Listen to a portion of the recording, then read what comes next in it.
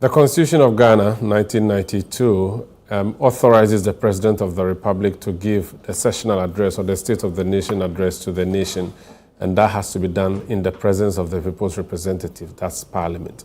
Yesterday, on Friday, President John Dramani Mahama discharged that duty.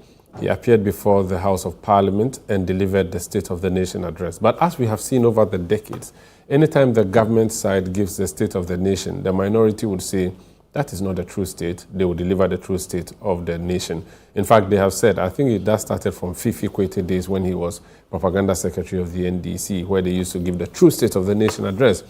Now we are learning that the minority side led by Alexander Afenyo-Markin is planning to also give a true state of the nation address on Monday. We wait to see what that is. But suffice it to say, the president who is constitutionally mandated to do so has done so. And on the big issue today, we'll analyze the details of what he has been talking about, test this versus what he said in the previous year, and project into the future. I am Umaru Sandamado. This is The Big Issue on 97.3 CTFM and on Channel 1 Television. I'll be back to introduce my guest and also let you know how you can join the conversation. You're welcome.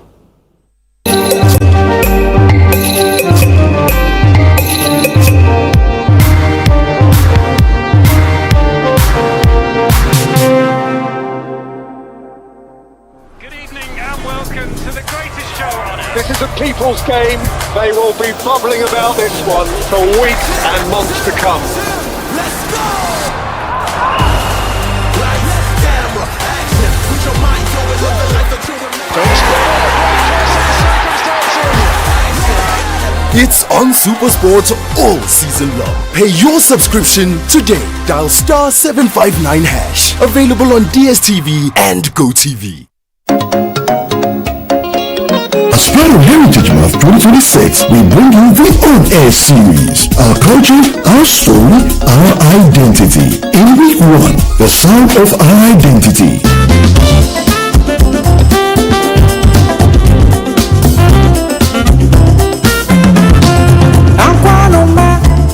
A great one from the legend himself, Charles Kojofosu. In week 2, Our Past, Our Power. So the African Personalities idea, first and foremost, started somewhere in the 1890s by a movement called Gonfanti Movement. In week 3, Faces of the Nation. In week 4, What We Eat, Who We Are. A typical Fanti palm nut soup is a United Nation soup.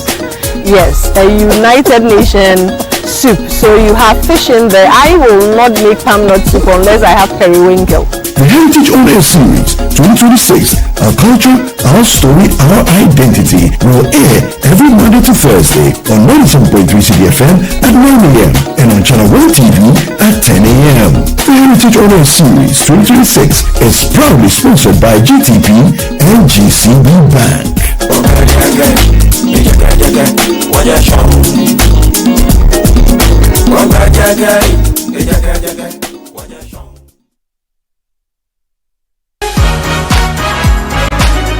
Welcome to the Heritage Month. This week on the Upside Down Show, the man who made the Kologo famous, the voice of tradition, culture, and legacy.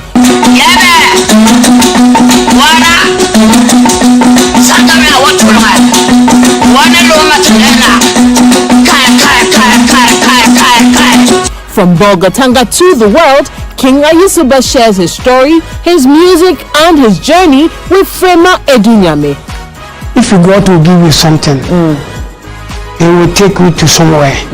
Because the boy are getting to 6 years, I cannot walk. Really? Yeah. Okay. Many people walk. 4 years, I cannot walk. But what was wrong? I don't know. Okay. Because my grandfather used to play Kologo. So they put my grandfather Kologo for the room. Okay. So if I saw the Kologo, I start crying. Why? Because I want to play. Okay, but you couldn't walk to go and pay bills. It is our Heritage Month. This is what truly defines who we are as a people. Don't miss it. This Sunday at 7 p.m. on Channel 1 TV.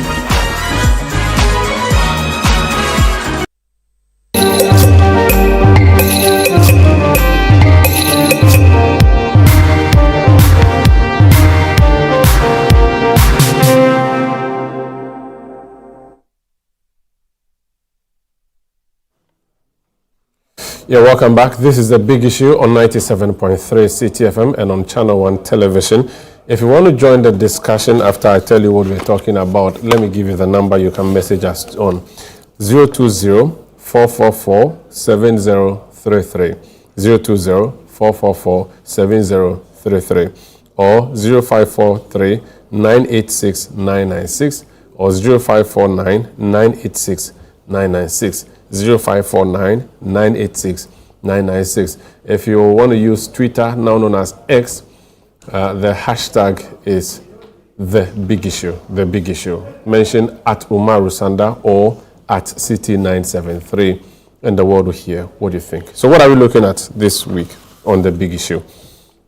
President John Dramani Mahama has described the government's decision to reduce producer price of cocoa as a difficult but necessary step to safeguard the country's economic stability. Now, cocoa has been a big issue the past few weeks. In Parliament yesterday, the minority were clad in black and they had a sash around their necks, and they said farmers were suffering and that Yaya Mobododo, and they held in their hands cocoa pods. I don't know whose farm they went to cut all those pods, but well, they are just 88, so maybe that would be like 2 cocoa trees or maybe 1 cocoa tree. Yeah, so they probably cut 1 cocoa tree and shared it among themselves, and they had it in the chamber on their tables, including their leader, and they were chanting cocoa prices should be increased. Let's hear what the president said on cocoa, which appeared to be the big issue yesterday. President Mahama, in accordance with Article 67 of the Constitution, addressed Parliament on Friday on the state of the nation. He provided justifications for government's decision to cut down on the producer price of cocoa.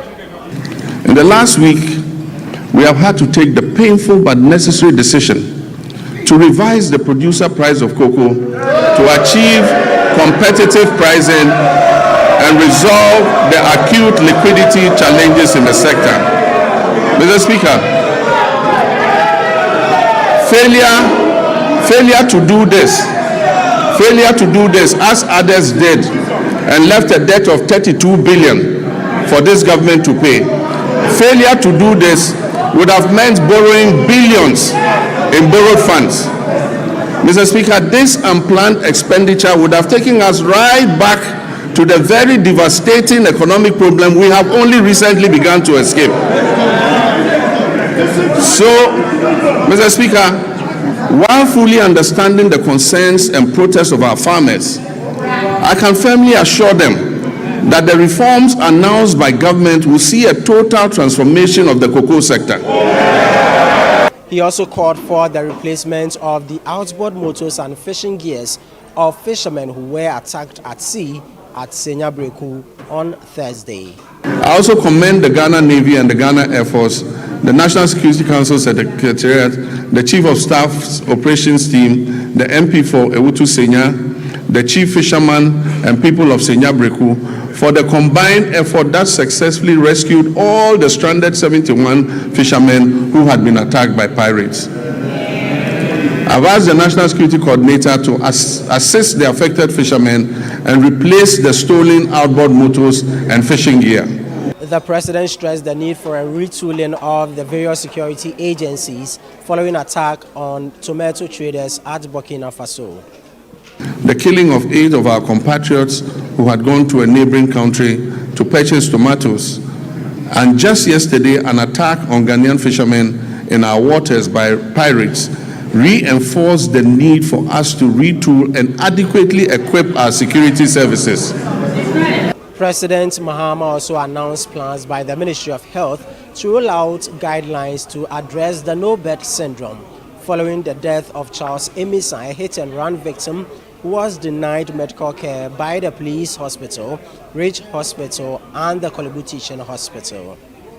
The Ministry of Health is expected to issue guidelines to eliminate the unacceptable no-bed syndrome. Patients facing medical emergencies must be received and given help, if even under makeshift conditions. You don't need to have a comfortable bed to save a patient. No patient must be turned away from any health facility they report to. God bless you. Mr. Speaker, but in the meantime, government will expand capacity by implementing the Ridge Hospital Phase 2 project to increase the number of beds at the Greater Accra Regional Hospital. We will also continue and complete the Police Hospital project, and also continue and complete the La General Hospital. He also touted a rebound of the economy. We did not arrest the dollar. We strengthened the CD to put up a good fight against the other currencies. I can say to you with confidence, Ghana is back. Ghana is working again. And Ghana is open for business. Mr. Speaker, our nation is on the runway. It is in takeoff mode. And you are all advised to fasten your seat belts. The Minority Caucus later addressed journalists after the presentation by the president. You cannot use paper inflation to claim credit and ask us to applaud you. We will not applaud the government. We are not interested in the paper inflation. That is paper success. Practically, they have failed. They have given haircut to cocoa farmers. Thousands of jobs lost. Electricity tariffs have increased astronomically. Cost of living keeps rising within just a year. So if Mr. President says that they are in a takeoff mood and is advising Ghanaians to tighten their belt, fasten their seat belts, we understand. So he's telling us that we should expect more hardship. Well, so that's not a group of graduates you saw there because of the sash. Don't let that confuse you. There are 88, or is it 87? I'm not sure of the number. NPP members of parliament who wore black yesterday and also had a sash around their necks in solidarity with the cocoa farmer, and they were holding cocoa pods in parliament yesterday. We've seen kinky being brought to the chamber. We have seen loaves of bread in the past. And now we have seen a pod of cocoa or pods of cocoa on the tables of members of parliament. At a point, it became very rowdy, but eventually the speaker managed to control the house, the speaker whom they call Father or Father. The president delivered over 2 hours of an address to the nation through the people's representatives in parliament. And you've heard the reactions from the minority and majority leaders. The minority leader serving notice that they will give the state of the nation, the true state of the nation address on Monday. Let's talk about what the state of the nation really is then, based on what the president has said and what the realities are on the ground. Do they tally? Do they marry? Let me introduce my panelists in studio. And I have one person who advised and warned that we were going to have a haircut in this country, he and his brother. And the government at the time said there will be no haircut. I remember President Akufo-Addo, I think he said it in the State of the Nation address that there will be no haircut. Well, the haircut has happened.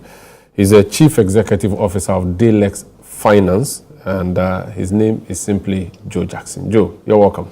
Thank you. How are you doing? I'm doing great. How is Tema? Tema is good, though. Tema is... We have to deal with the motorway. That's the tough but they are working. That's I want to be angry, but I see them working. No, so it's. I live in Tema, and I'm not angry. Okay, you're happy. I'm at peace. You have hope. I have hope. Listen, you see them working each day. Is it tough? Yes, but you see them working. You can't complain, and you see progress. But the beach road is supposed to be an alternative. Why do people avoid the beach road? Because it was started and never completed. It was there are parts, you won't believe, there are parts of the beach road that were a dual lane that for some reason have been closed, and I used to sell cars. This is Ghana. Okay, so that is Tema. Good morning and welcome. How is the finance sector? Daylex, you sell finance, you sell money. We sell money. The financial sector is doing well. Is it? It is. If you look at for you alone or for everybody? Even better for the rest of the the commercial banks. They say Nkoyo. Oh no. Look at the numbers they are reporting. You have medium-sized institutions reporting hundreds of millions of profit for last year. It can't be that bad. Let's be honest. Listen, if you don't say thank you to the Lord for good things, He will take it away from you. So,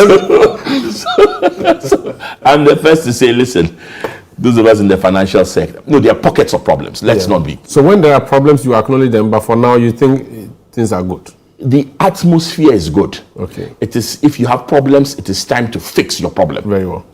Let me go to the Upper West region. There's a constituency called Lambusi. Is it Lambusie or Lambusi? Lambusie.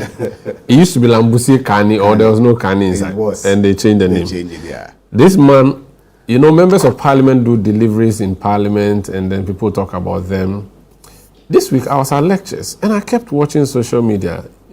So many people commending Professor Titus Bayo, former medical practitioner turned politician, former association leader, former union leader, you know, Ghana Medical Association secretary turned politician turned MP. Prof, you're welcome. Thank you. Have you seen the people celebrating you on social media for your delivery in the house this week?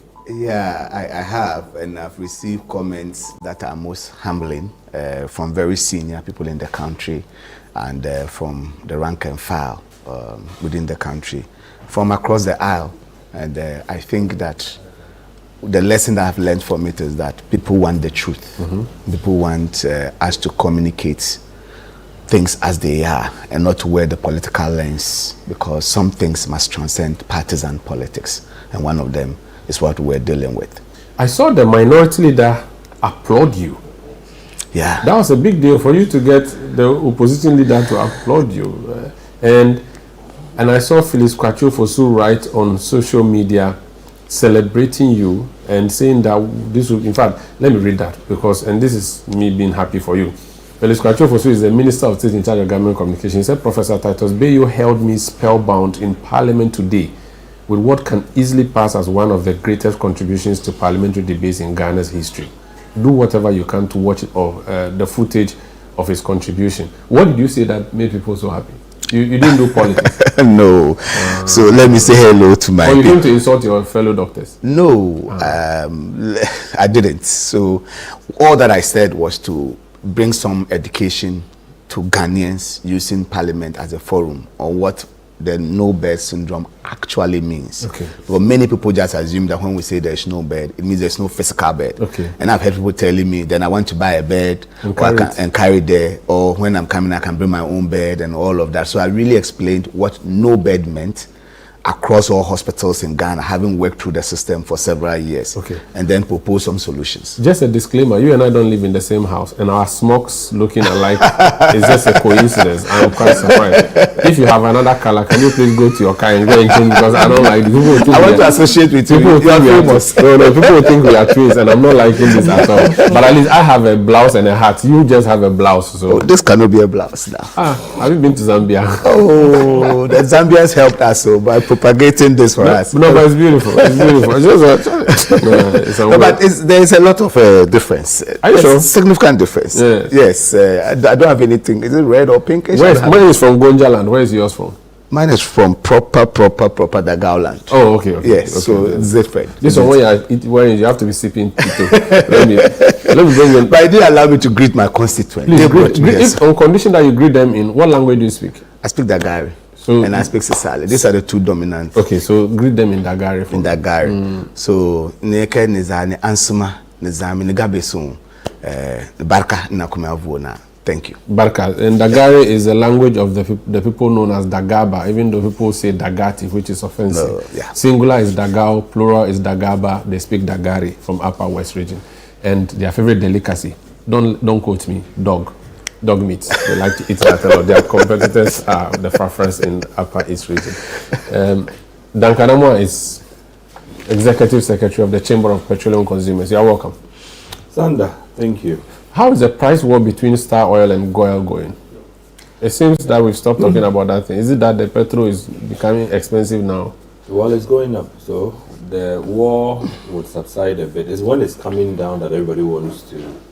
But even when it's also going up, you have a situation where they try to absorb some of the differentials so that they don't pass everything fully to the market. For me, it is the healthiest competition you would find anywhere on the planet where companies serving the public decide that, look, we'll go with the public. And commendations to Star Oil. When it began, even on socials, I was wondering if they would last really, because most of the time, if you did a price comparison, you saw almost a 1 Ghana city gap between usually Star and a few other stations and some other bigger stations. But as it stands, the bigger ones are becoming aware that the Ghanaian is quite conscious and rational and would go for where they get better pricing. And so I'm happy that that war has been fueled, and it's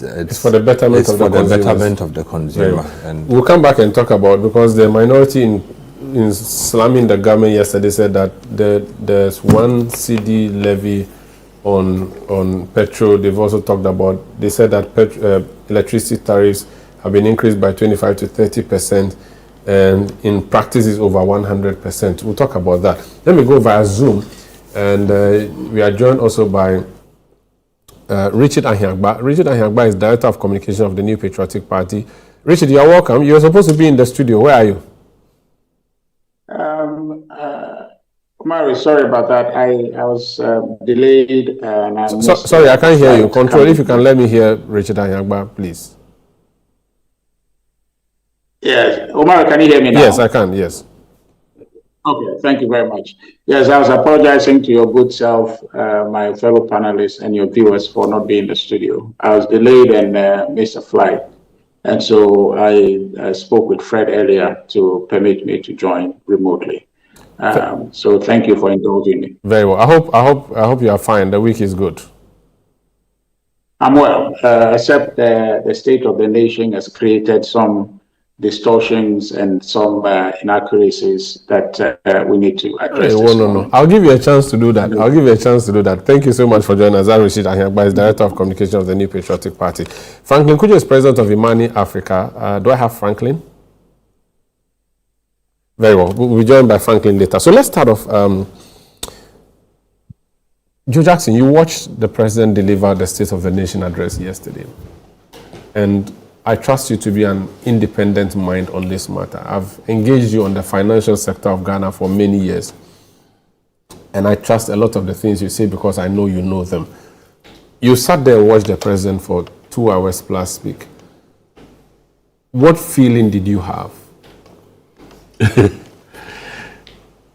Listen, first of all, it was a self-congratulatory speech on stabilization. But no one can begrudge them the congratulation. Listen, if I had been in Parliament, I would have been applauding too. Really? Yes. Listen, was that good? Some of the... Now, let's be clear. I'm talking strictly about stabilization. Are you not sure you were wowed by the oratory and that's what you fell for? No. The numbers are clear. Listen, inflation has collapsed. You can say, I've heard people say the numbers have been manipulated. I really don't believe so. We've had consistently very good statistics coming out of the Ghana Statistical Service. Numbers that all of us are starting to rely on. And this started not only in this regime, in the previous regime. The numbers are good and they tell a good story.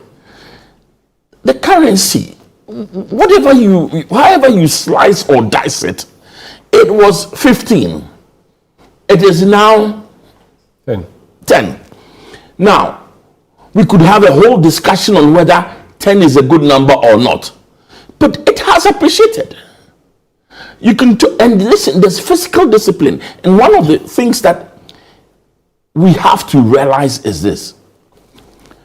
When the IMF steps in, it looks at a country and it looks at what they call the primary surplus. And that can sound like a fancy economic term. It just simply means when I take out what you're using to service the debt you have already, for today, what you earn and what you spend is there some left to service your debt?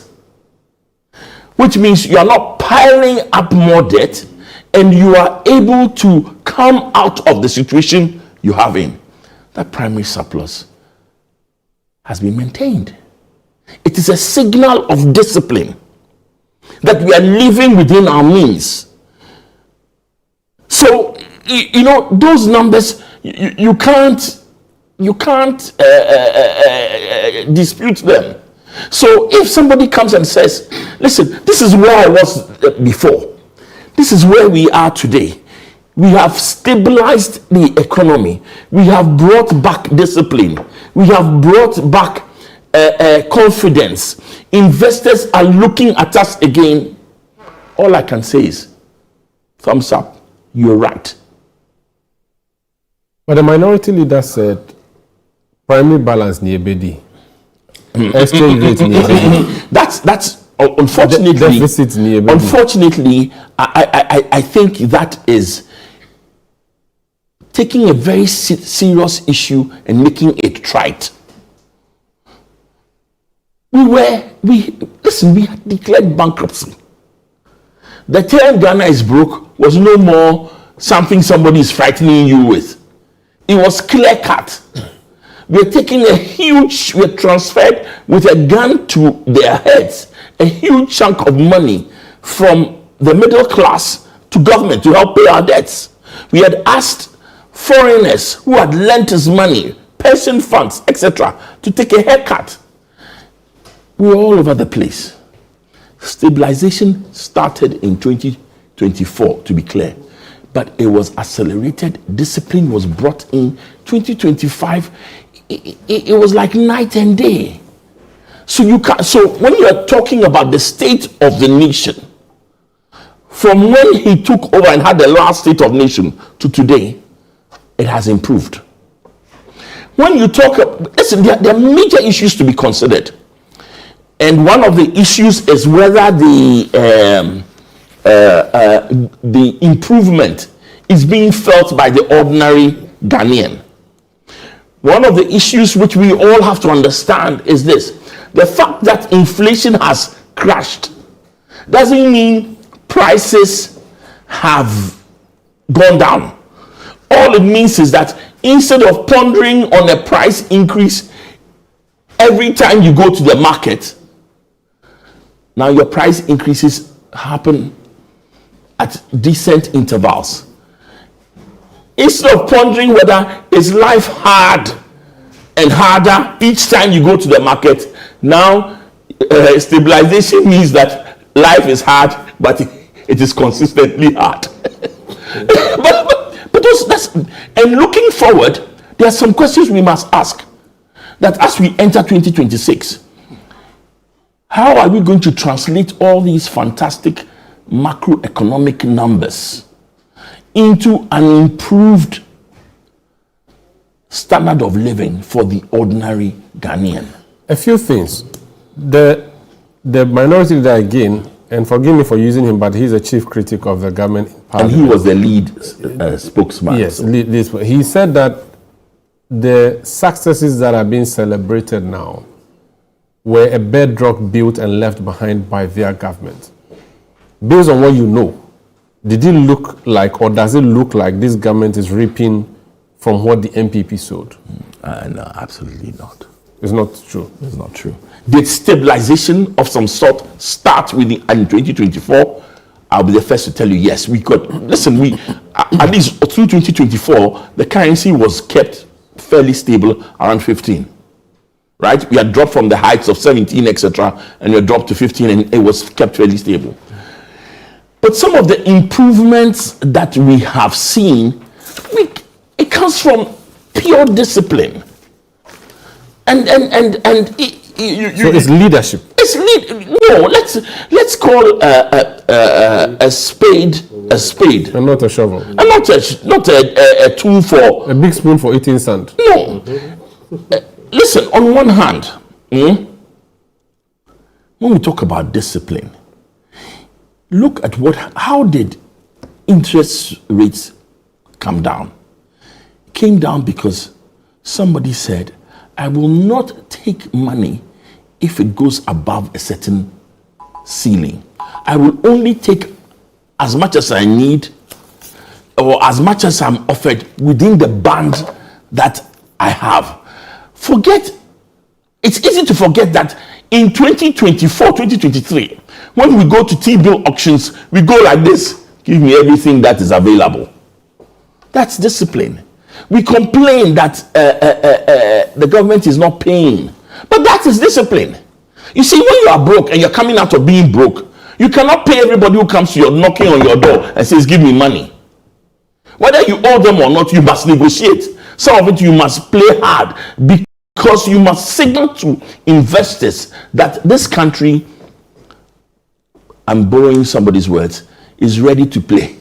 So the success we are seeing is not a coincidence. It's a deliberate government effort that led us here. Yes. It's not as if God has been kind to us this year. God was kind to us. Let's be also clear. Okay. What has happened? Why the success has been so dramatic is that God was kind to us. There were good winds blowing. The price of oil came down. So our biggest import dropped. The price of gold went up. So our biggest export gained value. Our reserves gained value. But you see, if you don't have discipline, you will not be able to take advantage of favorable winds. The wind may blow you in the right direction, but you must adjust your sail to catch it in full. So what we have is a situation where the winds were favorable. God was kind to Ghana. Let nobody ever be confused. God was kind to Ghana in 2026, right? Harvest was good. In fact, some would say even too good, such that the farmers are complaining. So some of the problems we had were in 2024, there was a famine up north and serious hunger. It had gone away. But you have to be able to take advantage of these things. So for you, the State of the Nation as delivered yesterday by the president, where he said everything was good, but we even just regret, he said Ghana is back. You agree? I won't say everything is good. I'll say Ghana is back. Okay. I agree with the statement, Ghana is back. We've talked about jobs being created, right?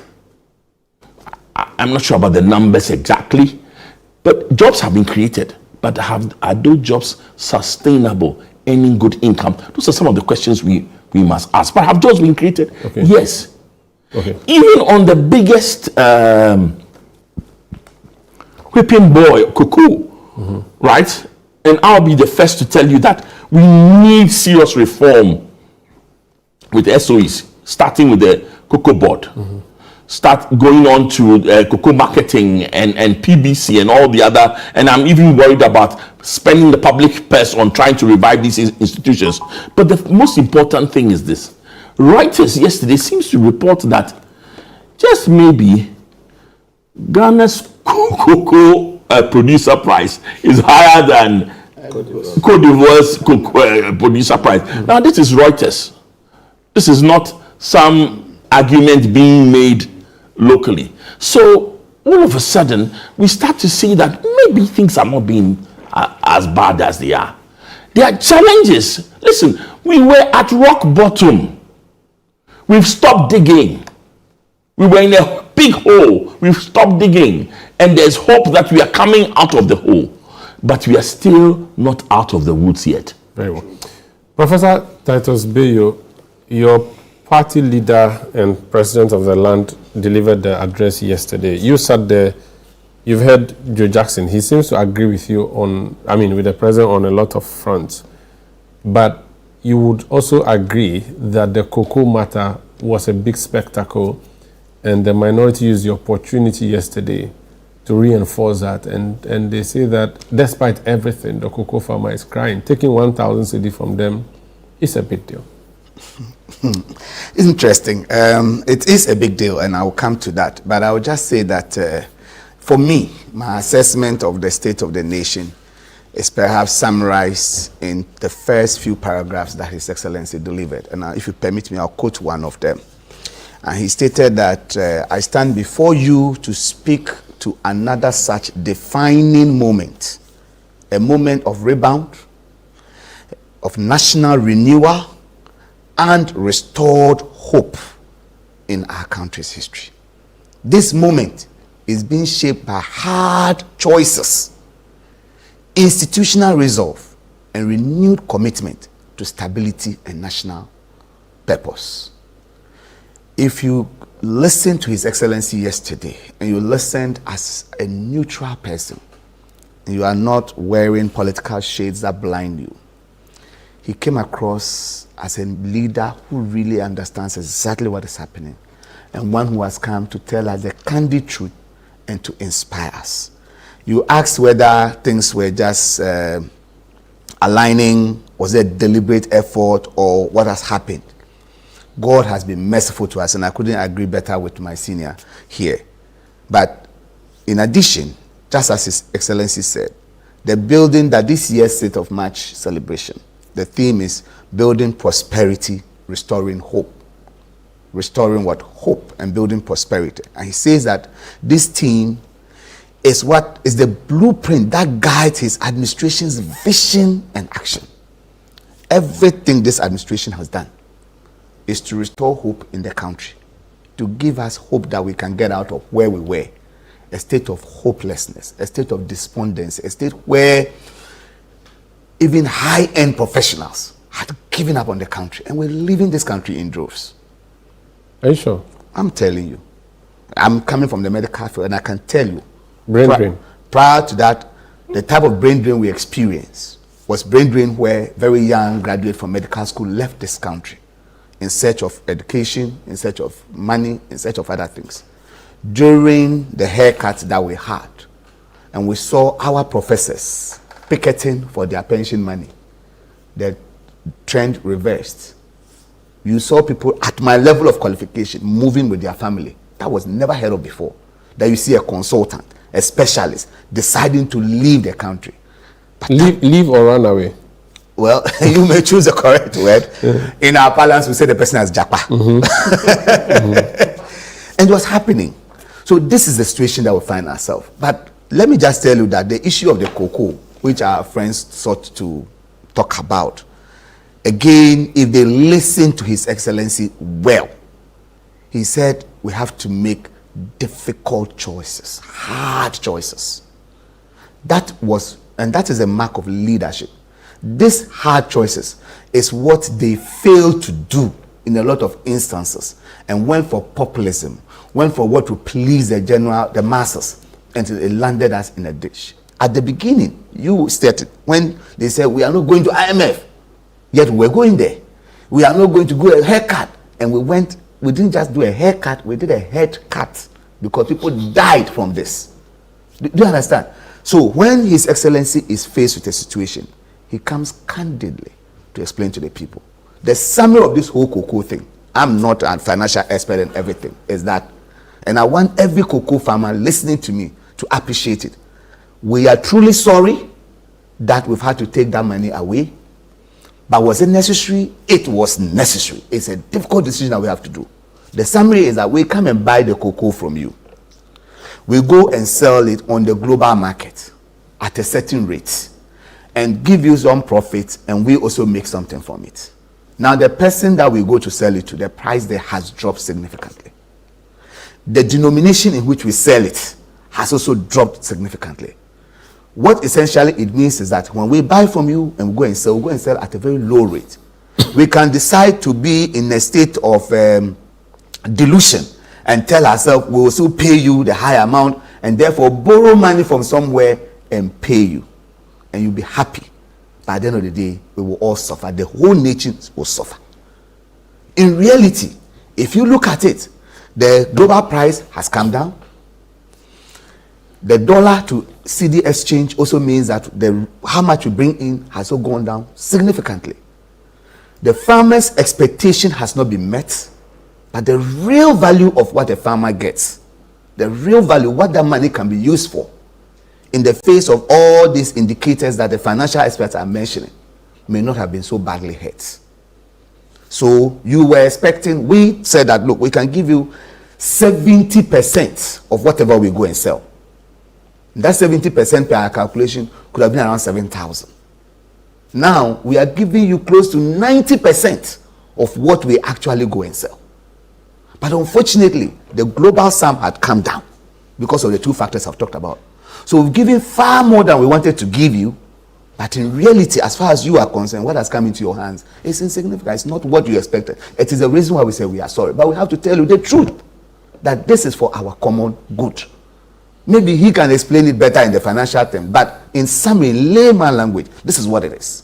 You can't sell for more than, you can't pay for more than you No, can sell it will only mean maybe we go and print more money at the Bank of Ghana, like what they did, and just add on. Well, do you know what we are doing? I said this elsewhere. It's like your father goes to borrow money. You tell your father you are hungry at home. He borrows money to come and give you. You say, Daddy, I need a bicycle. He goes to borrow more and get you a bicycle. Daddy, my friends have a motorbike or a vehicle. Then he borrows money to do it for you. At the end of the day, he makes you happy today, but you will suffer tomorrow because he has told all those people you are coming to pay that debt. This is what they were doing to us. Okay. So I think we should appreciate the sincerity of His Excellency in this presentation, and the facts speak for themselves. There is nothing more than that. And when we decide to delve into the various aspects of it, we would. The other thing I'll say is that my president yesterday spoke as a nationalist, and I like that. And he spoke as an African leader. He talked about the Accra reset, and then our own national reset agenda, and the fact that our prosperity is inseparable from the prosperity of the whole of Africa, and for Africa to think of itself. And one thing that touched me there was that no single African country, no matter how well endowed, can thrive alone in this new global world. Okay. And that's a fact. And he says we must come together. The global south requires a deliberate and disciplined plan, one that begins with unlocking the immense human and creative potential of our young people, which is true. We have them. We must unlock it. Strengthening our regional value chain to add value to what we produce. Mobilizing domestic capital to finance our own development. And I can tell you, one of such is our health sector. I'll let you come to health sector, but on macroeconomic, the Yes. success, the figures looking good. Yes. But the ordinary man was mentioned, and we are told that the ordinary man is not benefiting. So, and that if you go to Lambosi, for instance, good. The ordinary man there who may be a teacher in your basic school is not benefiting from these big percentages that we are mentioning in Accra. So let me tell you, while I was this, I just put up a message on my constituency platform that they should give me real figures on the ground.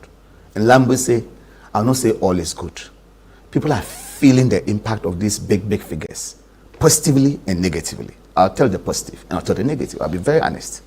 The positive is that today in Pina market in the central town of Nambusi, an olonka of maize is going for 8 cedis. Prior, it was around 25. At some point, it went up to 35. There was a time I made news when parents were asked to go and buy an olonka of maize each for their awards to bring to Pina Secondary School to feed their children.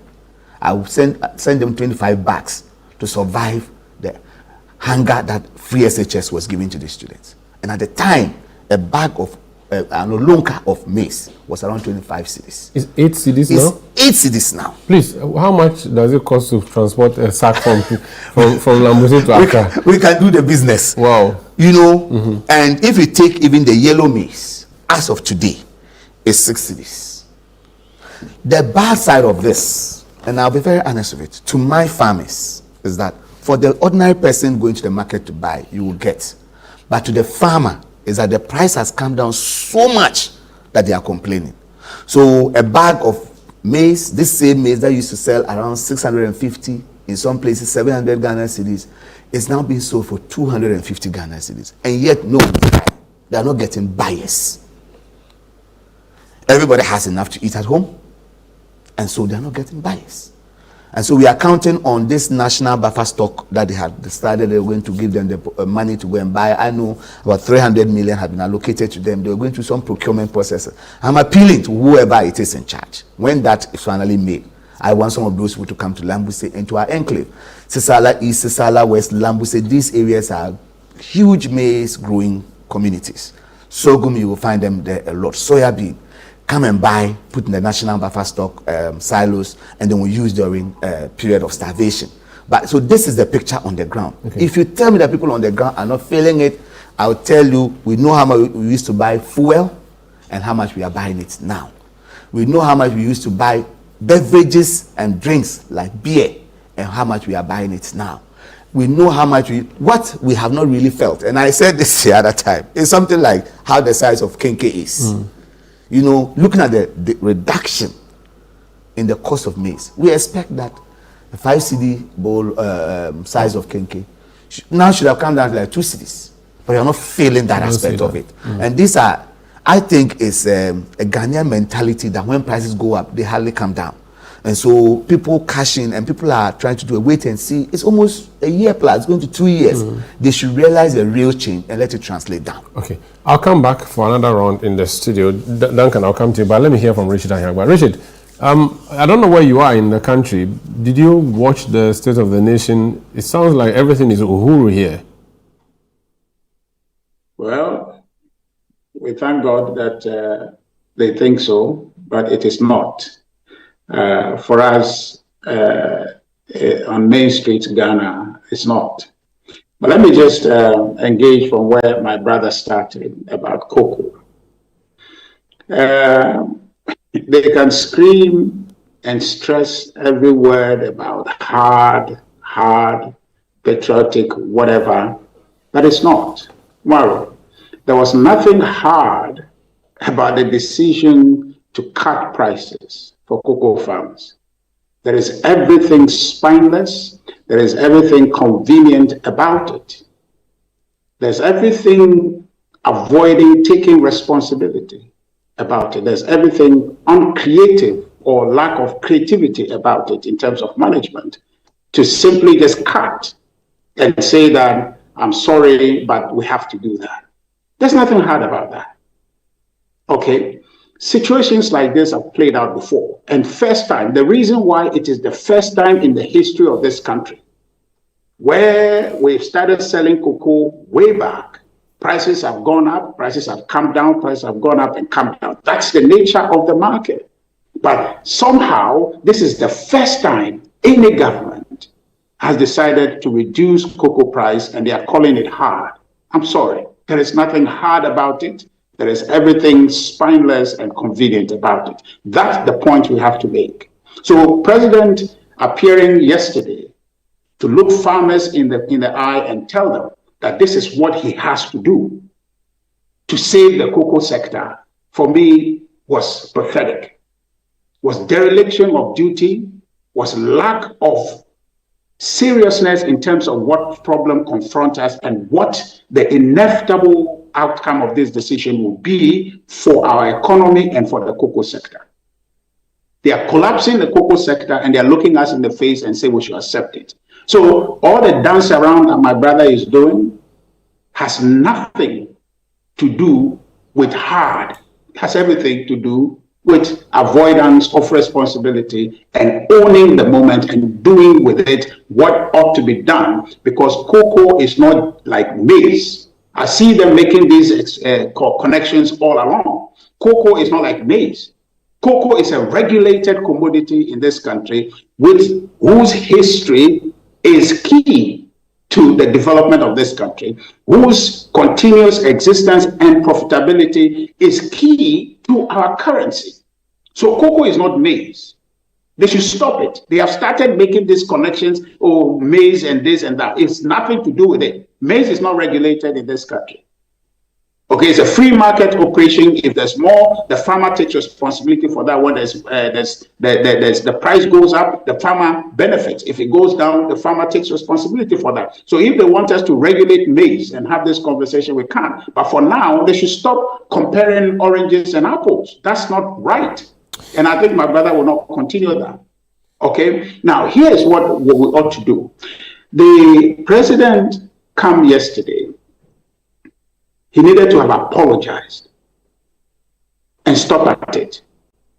Perhaps if he wants to continue to tell cocoa farmers that they will go back to that emergency cabinet meeting and bring the price back to the 3,625. That's the only thing that President needed to do yesterday. Everything he did yesterday with respect to this cocoa thing was a dereliction of duty, was an abuse of monopoly, because cocoa farmers cannot sell their cocoa to anybody. Richard, in this country. Are you? Is your side not so over? If the government is the only buyer, I'm Umaru. Yes. If the government is the only buyer of cocoa, and that government goes to sit in a cabinet meeting and say, because we are the only buyer, the cocoa farmer cannot sell to anybody, we will bring the price down and they can go to hell. That's what they did. And so to come and say that it's a hard decision, for me, I'm sorry. There's nothing hard about it. There's everything spineless and convenient about it. That's the point. Richard, are you not overflogging this cocoa matter? It would appear as though there's nothing against this government. So the least thing you get, you try and flog it as much as you can. So they have explained that I can't go and buy for 10 cedis, sell for 12 cedis, and come and pay you 16 cedis. I mean, that's not reasonable in the terms of trade. And yet, of everything, you're simply just flogging this cocoa matter, despite the explanation, despite the Farmers Association coming out, the Cocoa Farmers Association coming out to say that they are okay with what the government was doing. And despite this, the government saying that, listen, there's more to come in the future, so there's hope. You seem to find only one thing. What else have you found over the past 1 year that you can really hold this government on to aside this matter of cocoa? Moro, Sandra, Umaru. Here's a point. Umaru. Sorry about that. I don't know. This is the second time I'm calling you Moro. It's okay. It's fine. I have to start printing my name on my forehead. Don't mind me.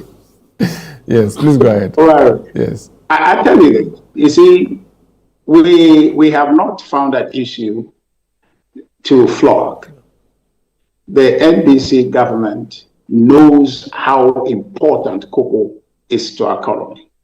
So our insistence on it is because cocoa is that important. And in fact, Moro, we're not the only people talking about cocoa. Let that point be made, and you know that, Standard. I don't know why you are insisting that it's MPP. The Catholic Bishop Conference issued a communique to that effect. If it wasn't that important, they won't converge and issue that.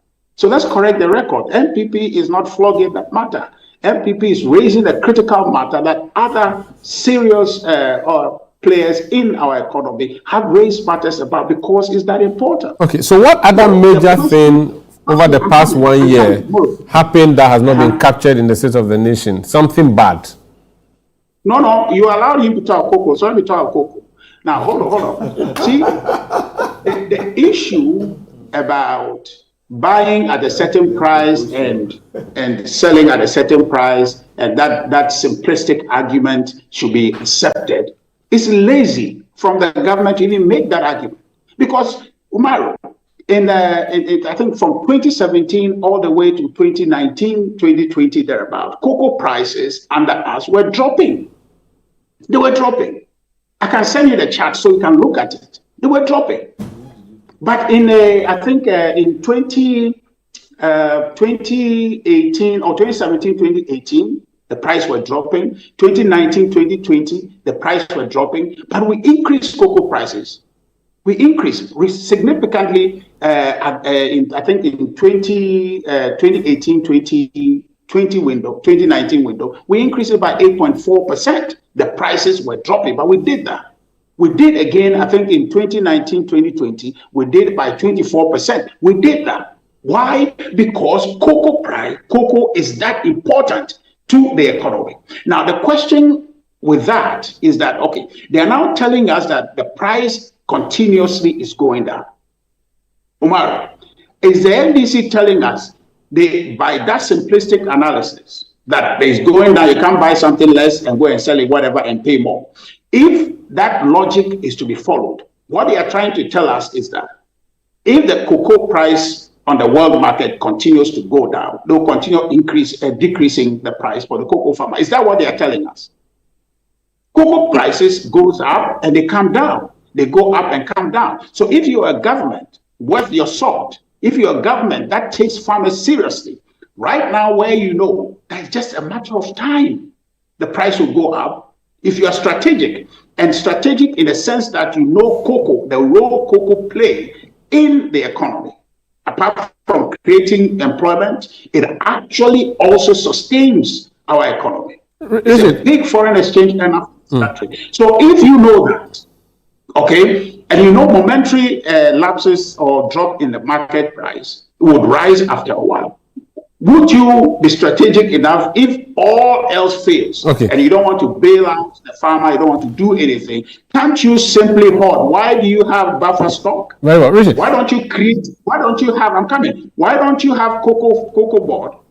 Okay, get the money the way you said you're going to clear off their balance sheet. Get the money to buy this cocoa and hoard it. Even my own simple small farm, Gary is in abundance now. The price has come down. Come to my farm and see. We have a warehouse full of Gary.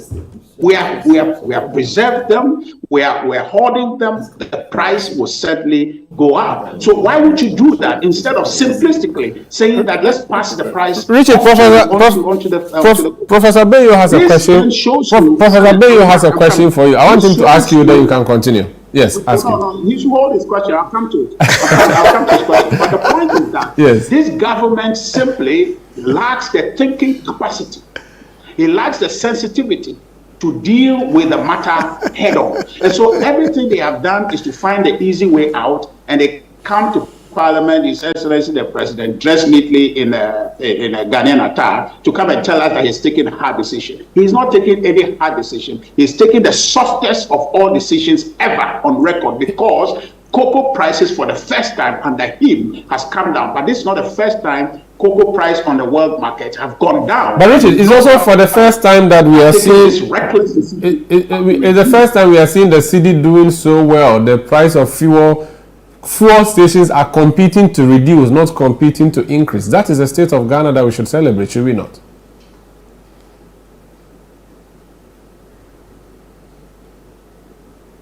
Hello, Richard. Okay, the aggressive appreciation of the city. I'm coming. Hello, Omar, can you hear me? Yes, I can hear you. Omar, can you hear me? I can hear you. That's also part of the problem. The currency is part of the problem. The aggressive appreciation of the city has contributed to the misfortune of cocoa board. It's contributed, which is the reason people are saying Ghana's cocoa is more expensive. In fact, not only cocoa board, but all export enterprise in this country are suffering. They are struggling. Because one of the reasons why Gary is in abundance is that Gary is actually exported. They are exporters of Gary. But right now, because of the strengthening of the city, the aggressive strength of the city, the export of these commodities are a loss, a net loss to the exporters. So you are affecting the export market when, as a country where we are, because we need to create jobs, we need to grow our economy, you need to advance export. So the decision to aggressively appreciate the city, which they want to celebrate, is actually having direct effect on the ability of the economy to create jobs. So you're essentially saying that. So you're essentially saying that. You're essentially saying that the dollar depreciating against the cedi is not a good thing. Omaro, are you saying that the dollar depreciating against the cedi is not a good thing? I'm not saying that, but I'm telling you that the effect is having on your export. Yes, but the effect you're giving now is a negative effect. It's a negative effect, yes. And yet, when your opposition said you were going to arrest the dollar and put the key with the IGP, which is what you are intending to do, is what has been done now, and you're not happy with it being done? No, Umaru, you see, this thing must go beyond just asking a got you question. Here is the point. You are an economy that needs to create jobs. This is a party that campaign on the back of unemployment, improved cost of living, and all of that. The point you are now, your export has become expensive. Long term, if you want to sustain your currency where it's where Ghana's cedi is now, if you want to sustain it, you have to sustain it by earning foreign exchange. Now your export is crumbling. Export is crumbling. So what ought to have been done, which we wanted to do, was to strengthen the currency naturally through increasing export, because it's a balance of income and expenditure. But you started an aggressive campaign called you started something in the agriculture sector that would have helped with export. You had rearing for export. You had planting for food and jobs, but then you had something rearing for export, which was intended. In fact, you said you were going to move us from taxation to industrialization. You started factories to production, which is essentially industrialization. In 8 years, you should have fixed us to the level where we would be a big exporter. At the end, we are still importing tomatoes. So, do you have the clean hands to talk about this matter? Yes. You see, you are litigating a matter as if we are in government. We have this matter you are raising. We have discussed this in your studios, and Ghanaians have taken a decision. Now, today, in hindsight, we can look at what the NDC benefited from and argued in opposition. Now they are in government. They are not able to do what they said they would do. So if you are asking me this question, you're asking me to go back and tell you what we have litigated already. We are moving forward, and we are just using the past to contrast for the NDC to see that if what you say you are doing is to solve a problem, you are doing it the wrong way. Because why? As a country, what we're trying to do is that is what we are earning in foreign exchange that we are spending. The deficit between is what the problem is, which is driving down our currency. Okay. Now, if we want to achieve that balance, you increase your export. Okay. When your export increases and you're earning more dollars and you are spending less dollars to import, you will achieve that balance. Thank you. No, they went and used Omar. You've been asking me questions, so let me just land. No, I was leading you in evidence. I'll come back. I promise you. I'll give you another round. No, that's not what you do. You allow Prof to talk freely, so don't. No. I actually timed you, and you've spoken more than Prof did. Let me go to Franklin. I promise I'll come back to you. But let me just land, Omar. Just 1 second. Let me just land for you. Okay. So the point I am making is this: that this currency matter is also part of the reason Cocoa Board is suffering, because the NDC, instead of doing the currency strengthening the right way, they went and artificially used dollars to dump into the market to create the impression that we have enough dollars to match the demand. That is what has happened. Instead of going the market way, if that was what was done, Cocoa Board will not be suffering. If that was what was done, export businesses in this country will not be suffering and would have achieved the strengthening of the cedi naturally. Very well. That way, there will be no issue at this point. Omar, when you come back to me next, I need to talk about the economy because he talked about it. And I gave you a chance. You kept dodging and going back to Cocoa. No problem. I was answering you. You were trying to mislead me with questions to talk about the past instead of talk about present. And I think we should talk about today. The MPP is not in government. The NDC is in government. Let's talk about their management of the economy and not what has gone before. And Ghanaians have taken a decision. I'll come back to everybody. I'll come back to everybody. Let me hear from Franklin Kujo. Franklin, your assessment of the State of the Nation address as presented by the President yesterday. Good morning, Omar. Can you hear me? Yes, I can hear you, Franklin. All right. Well, good morning to your panelists as well. Richard, good to hear from you. You know, let me tell you what I think. Yesterday I was in the gallery and I thoroughly enjoyed the whole proceedings, I have to tell you. And to answer your question directly, I think the State of the Nation address was presented. I believe the president spent even too much time to present it because, frankly, the very yardsticks, if you like, the indicators that we use to measure how a country is growing or not growing are unknown to everybody. And as we speak, I think you've related to it. Some of your panelists have also related to it already. I wouldn't flog a dead horse. If we have to question the basis for using GDP figures, we should. I'm a student of that, by the way. I believe that growth should be with death rather than this fictitious number sometimes, which tends to cloud your vision and think that you are probably doing well. But where we came from not too long ago, what I describe as Nana's Hell's Kitchen, where there was a lot of smoke and the food would definitely give you kidney and liver diseases, must be spoken of and must be mentioned that look, it was not a good place. That is a fundamental fact. Yes, we should move ahead. I hear Richard. We should go forward, but we are assessing the state of the nation from where we came from. And I think it's important that we mention the things that have happened. Those figures are indicators, and they are not just there may be fictitious figures, if you like, for the purpose of, if you like, questioning economic rationale, the economic definition of them, but they still hold true. Inflation may be single digit today. Obviously, when we came from 54 to 24% at some point, was hellish, and we all saw the effect. Yes, inflation may not be, of course, a single digit. It doesn't mean that it is, how do you call it, it is yet. But there are challenges that we need to fix. It is true, Maru. You did say that. Look, it's not every country, it's not every part of the country that is the word I want to use is equanimity. Yeah, or if you like, equality, right? It's not everywhere that the growth is spread. Equity, more maybe equity, yes. It's everywhere that you think that the growth is spread, and so automatically people should be happy. I mean, there are people whose poverty is can be compartmentalized, right? You may be resource poor today. You may be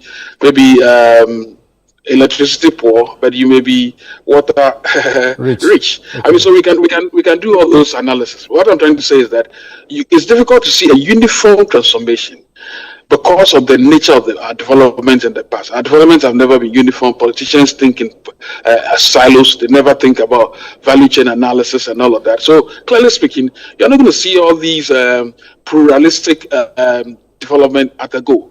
But you just related to Richard the issue about price of fuel. There were times when my old friend Tiku was competing with Total, and it was a marvelous one. Had we even given Total to give Go, sorry. Fufu and all of that. I was just waiting for them to do Tozafi and that. Now I've just jumped from Star here to go. But I loved it. A state entity actually competing with a private entity, and the private guy says, "Look, you can't outcompete me. I'll compete you on price. I'll compete you." It was beautiful. This is a market at play. I'm a market man, right? So and we love this, right? Now you see noticeable impact. I mean, I went to buy fuel at one point. Before I realized the fuel was overflowing, because I said I'll buy the same amount that I used to buy. It was overflowing, and the guy said, "Hey, master," so you see that. Yes, it will not be whole for a long time. There may be times when there'll be blips. Now that the Middle East is imploded out of Trump's stupid war, by the way. Your very good friend Trump.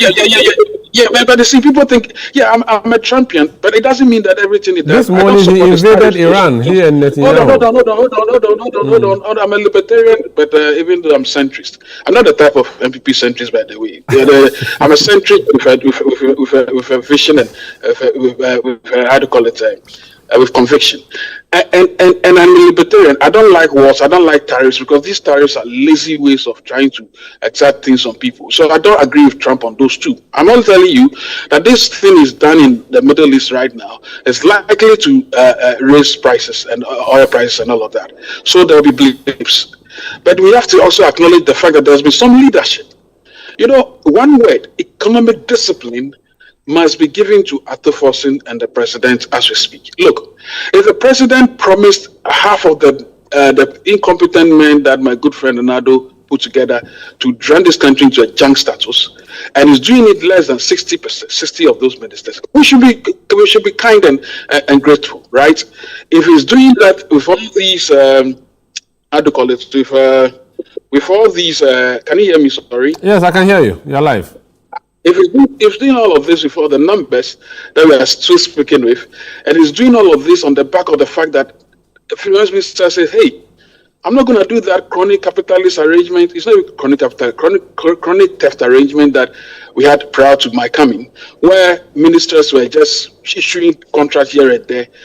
You are not going to give any mobilization money to do Agenda 111, so the 100 million cities will not be blown in thin air. You would rather go and show metal that you can actually do the project, do it well, go and raise money. If you do it well, then I fed the project and I pay you. That is sensible economics. Okay. That is discipline.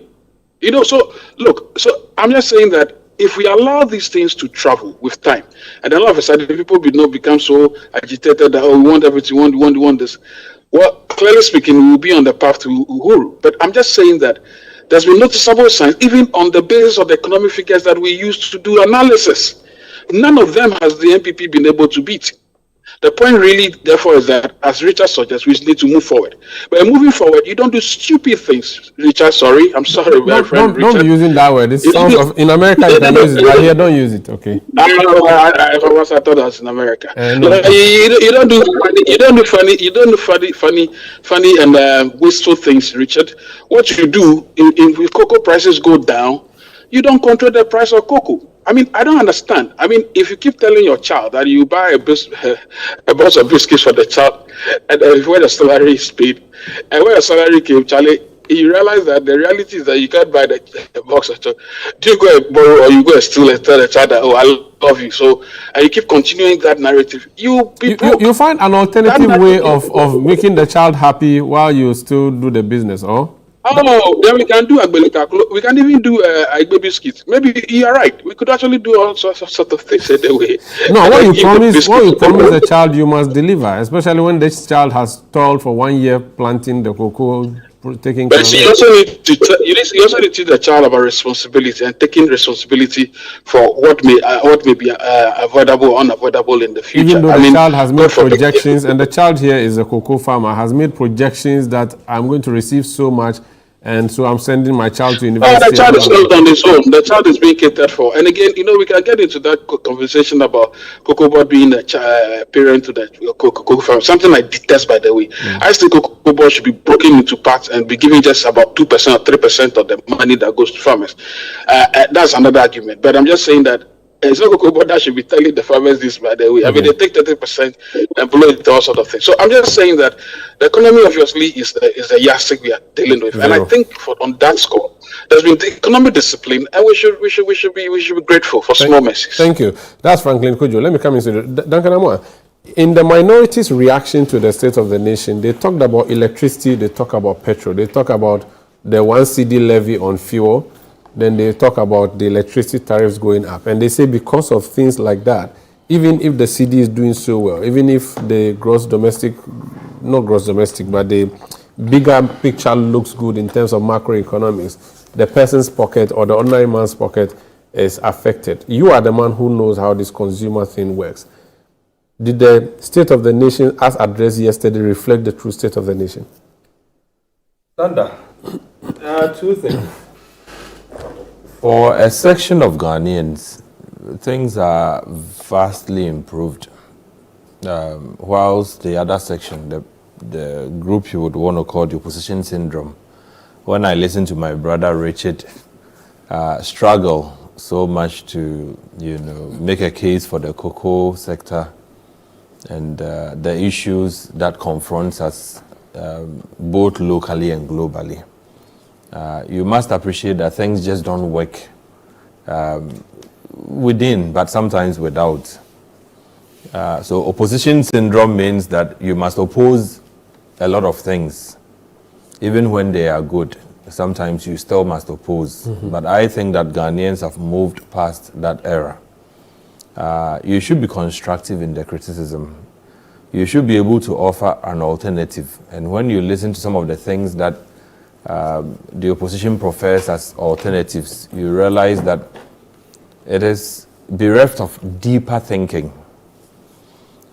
You were right in asking whether indeed the energy sector is doing any better under the current government. My response would be a yes. Right from the power sector to petroleum, there's been a vast array of interventions and improvements led by the Honorable John Jinapor. They said there's doom, so yesterday there was mentioned in Parliament. You see, Sanda, I can Google a lot of articles on the state of the Ghanaian power sector not long ago. I can Google a lot for you.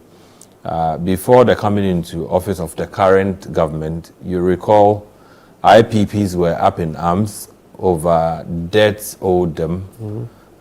There came a point Sona Nasogli had to shut. People thought it was for politicking. But the truth is, if a power producer has input variables and output, right, and puts in so much, and you don't pay for what he's generating, you are simply running them aground. And so there was a time we couldn't even pay for what the IPPs were putting up. And that was leading to a lot of legacy debts.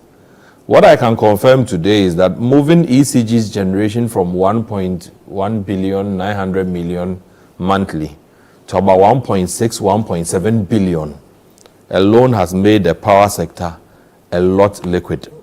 And a lot of the IPPs, you recall recently, are sure that they have been paid a substantial amount of the legacy debts. You may still find pockets of lights off here and there, dooms off here and there. If you listen to the Energy Ministry spokesperson, he says that these are localized faults that engineers have had to track and trace and deal with. And so it leaves you with a sense of hope. But the cost of the electricity is what people Sanda, I'll come there. On that, I agree with the opposition. Right? On fuel, there's been a lot of savings to Ghanaians. In fact, our numbers would indicate that anytime you do a 1 pesewa reduction or increase, the incidence of it totaling is about 4 million Ghana cedis, 1 pesewa. So anytime it's a 10 pesewa difference, that's 40 million. Anytime you do a 1 Ghana difference, either positively or negatively, that's about 400 million Ghana cedis. Over the past 13, 14 months of this new administration, fuel prices have averaged around 12. We've come to the 10s, we've come to the 11. Now, before the current government took office, you were doing about 14.9, almost 15, right? If you do the average variance of savings to Ghanaians month on month, you are doing over 1.13 billion in savings just because of the 2 Ghana difference arising out of the difference in what used to pertain and what is today. Ghanaians are simply pocketing about 1.13 billion every single month, in savings on fuel. However, on power. So Ghanaians are benefiting on the petrol side of things? Yes, a lot. Ordinary Ghanaians? Everybody. Every Ghanaian? From industries that every Ghanaian living within the country that consumes fuel, yes. There's some savings that we all make on what we could have spent if fuel were where they were.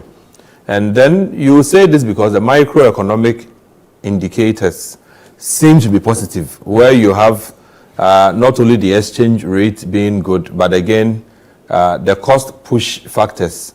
Some of the taxes have been taken off.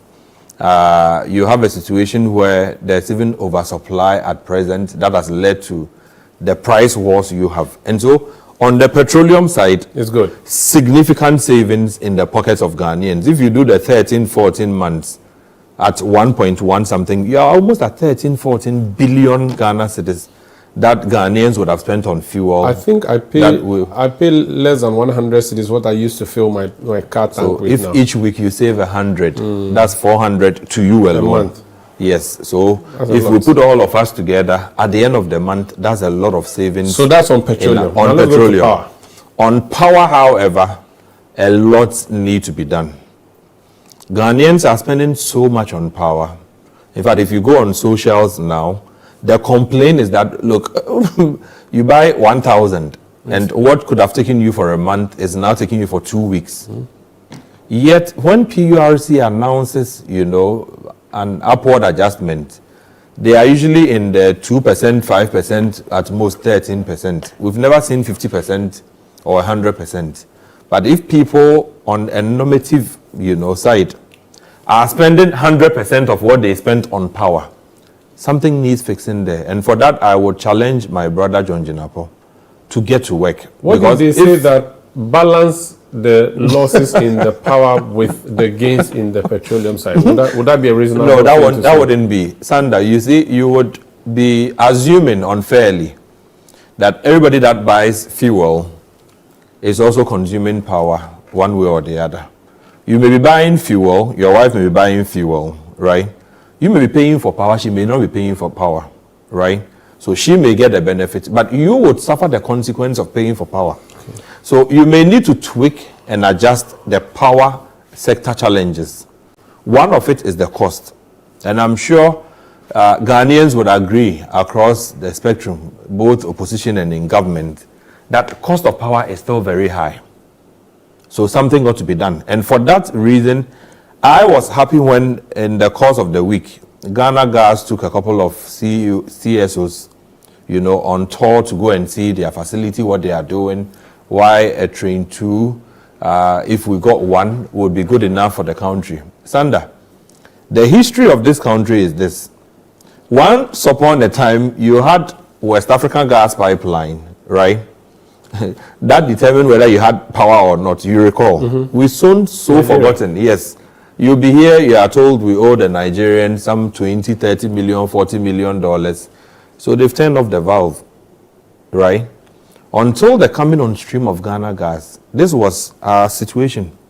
We had to rely on an external supply. And so if you owe them and they were not satisfied with your promises, they turned off the valve and you slept in darkness. Now, Ghana Gas has been here 8 years, 10 years almost. It seemed to have fixed a certain problem, right, of predictability in the power sector. We are running on a single train now. When it has to shut down for maintenance, we are off.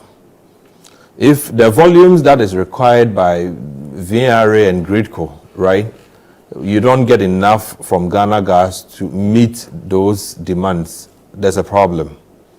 And so 8-10 years down the line, it is imperative that Ghana refocuses some resources to develop a train 2. Sanda. Where train 2 is a two-way pipe?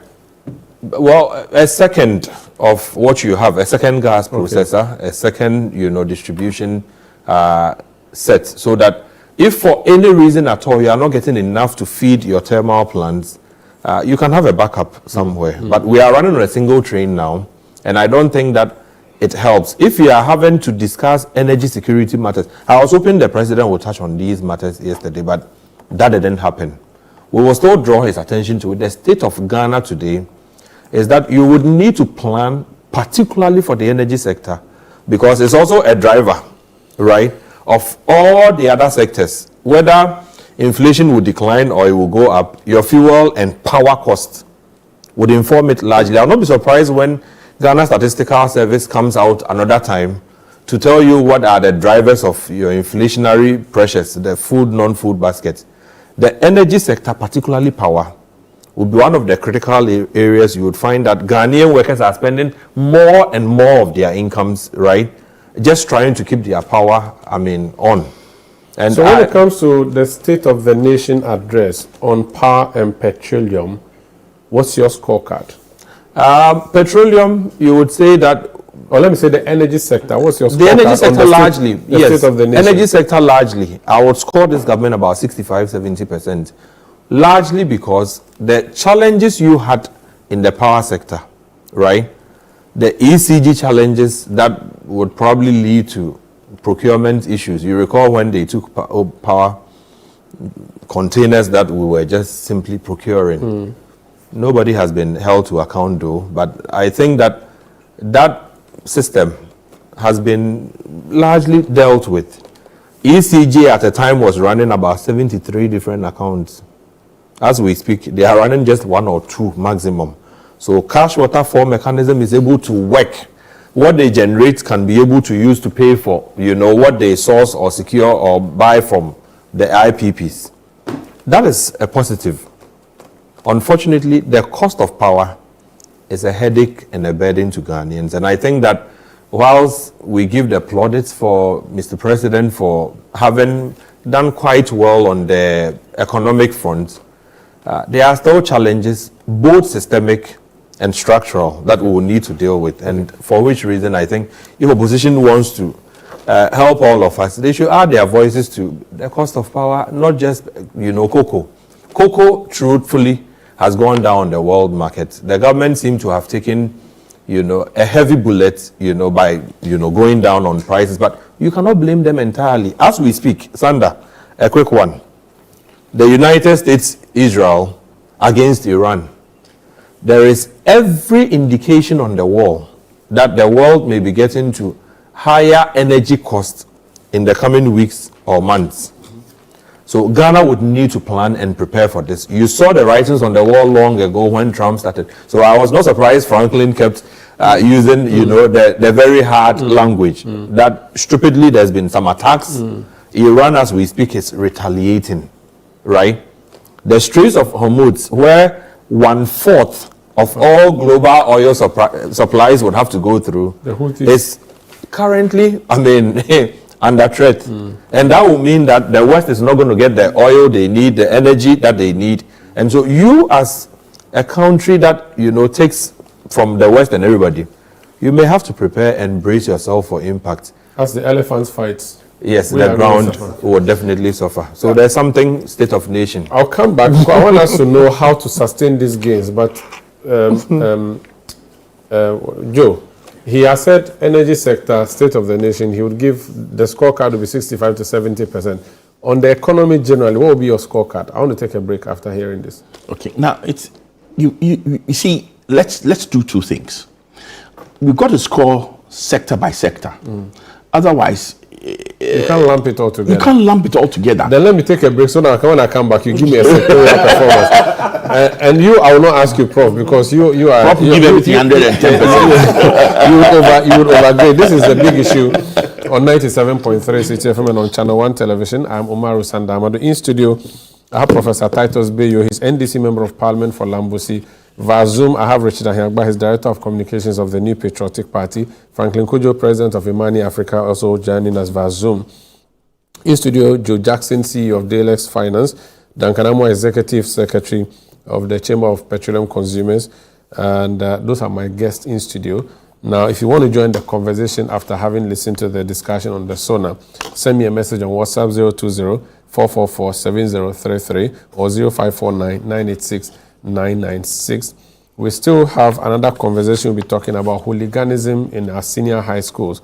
Where exactly is happening? We'll talk about that. But when we come back, I want to ask, how are we sustaining, or how should we sustain the gains made so far in managing the country called Ghana? Please stay with us.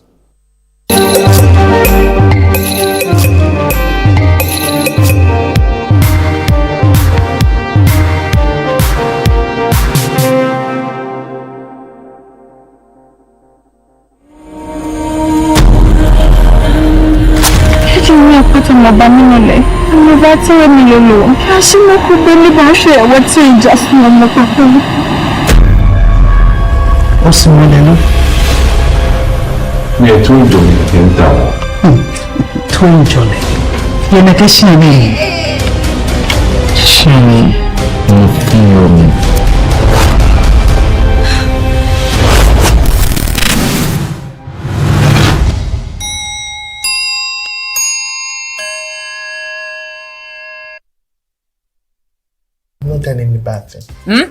No, I can do that. Your room is very. Oh, mommy, daddy, she went to my room. She didn't keep long. She just went in and she's coming back and she has come back. Good day, sir. Good day, madam. Guess she went into your room to deposit some charcoal. Of course, I know her. She's Salma, the charcoal seller's daughter. And she's a political science graduate from the University of Ghana. That too, I know. How do you know all this? Oh, her mother, the charcoal seller, has a banner of her graduation picture on her kiosk. Salma! You are the best in my life. Oh, yes, you did. You are. I love you. The Blank Sense, coming soon on Channel 1 TV. The vibe is too much.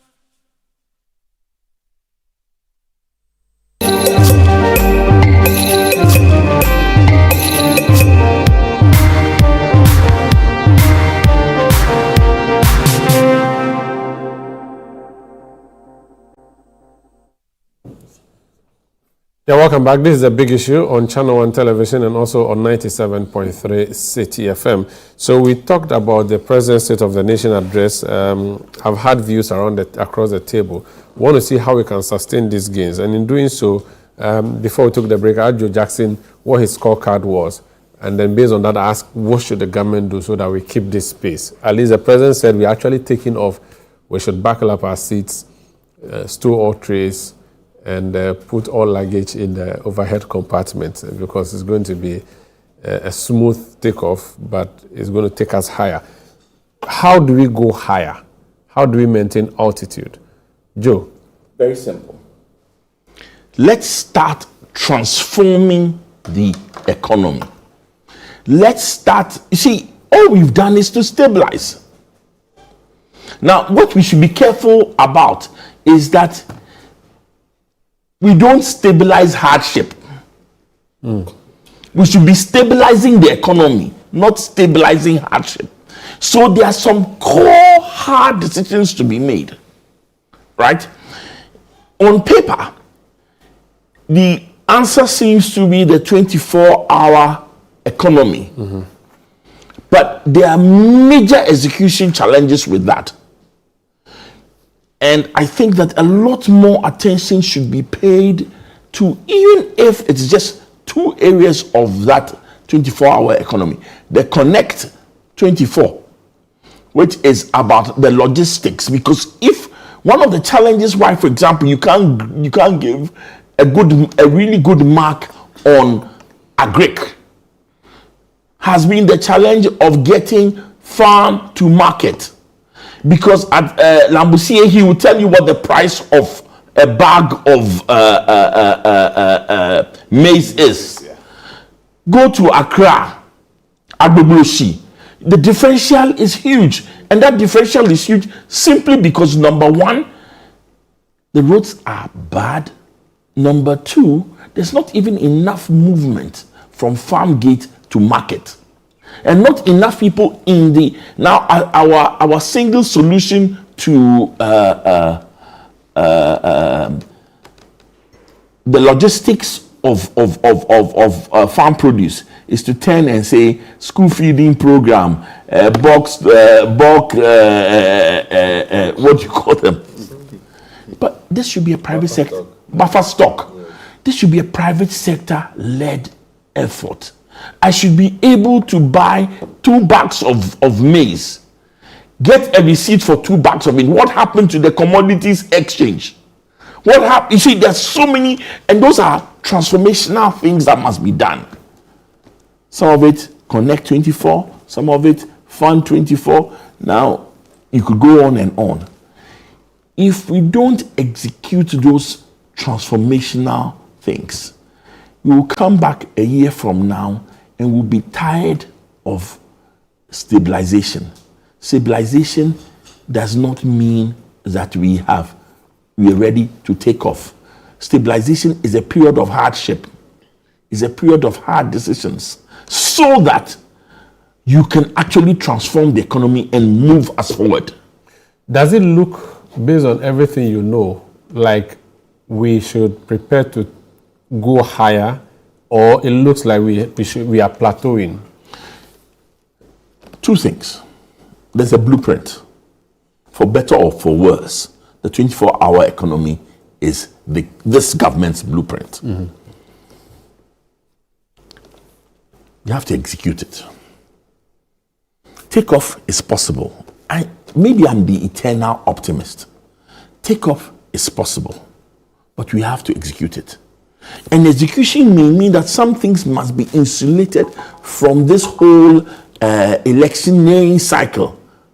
Because some of the things, the changes required, cannot be done in 2-3 years. So at this, whilst we must lock in expenditure control, insulated from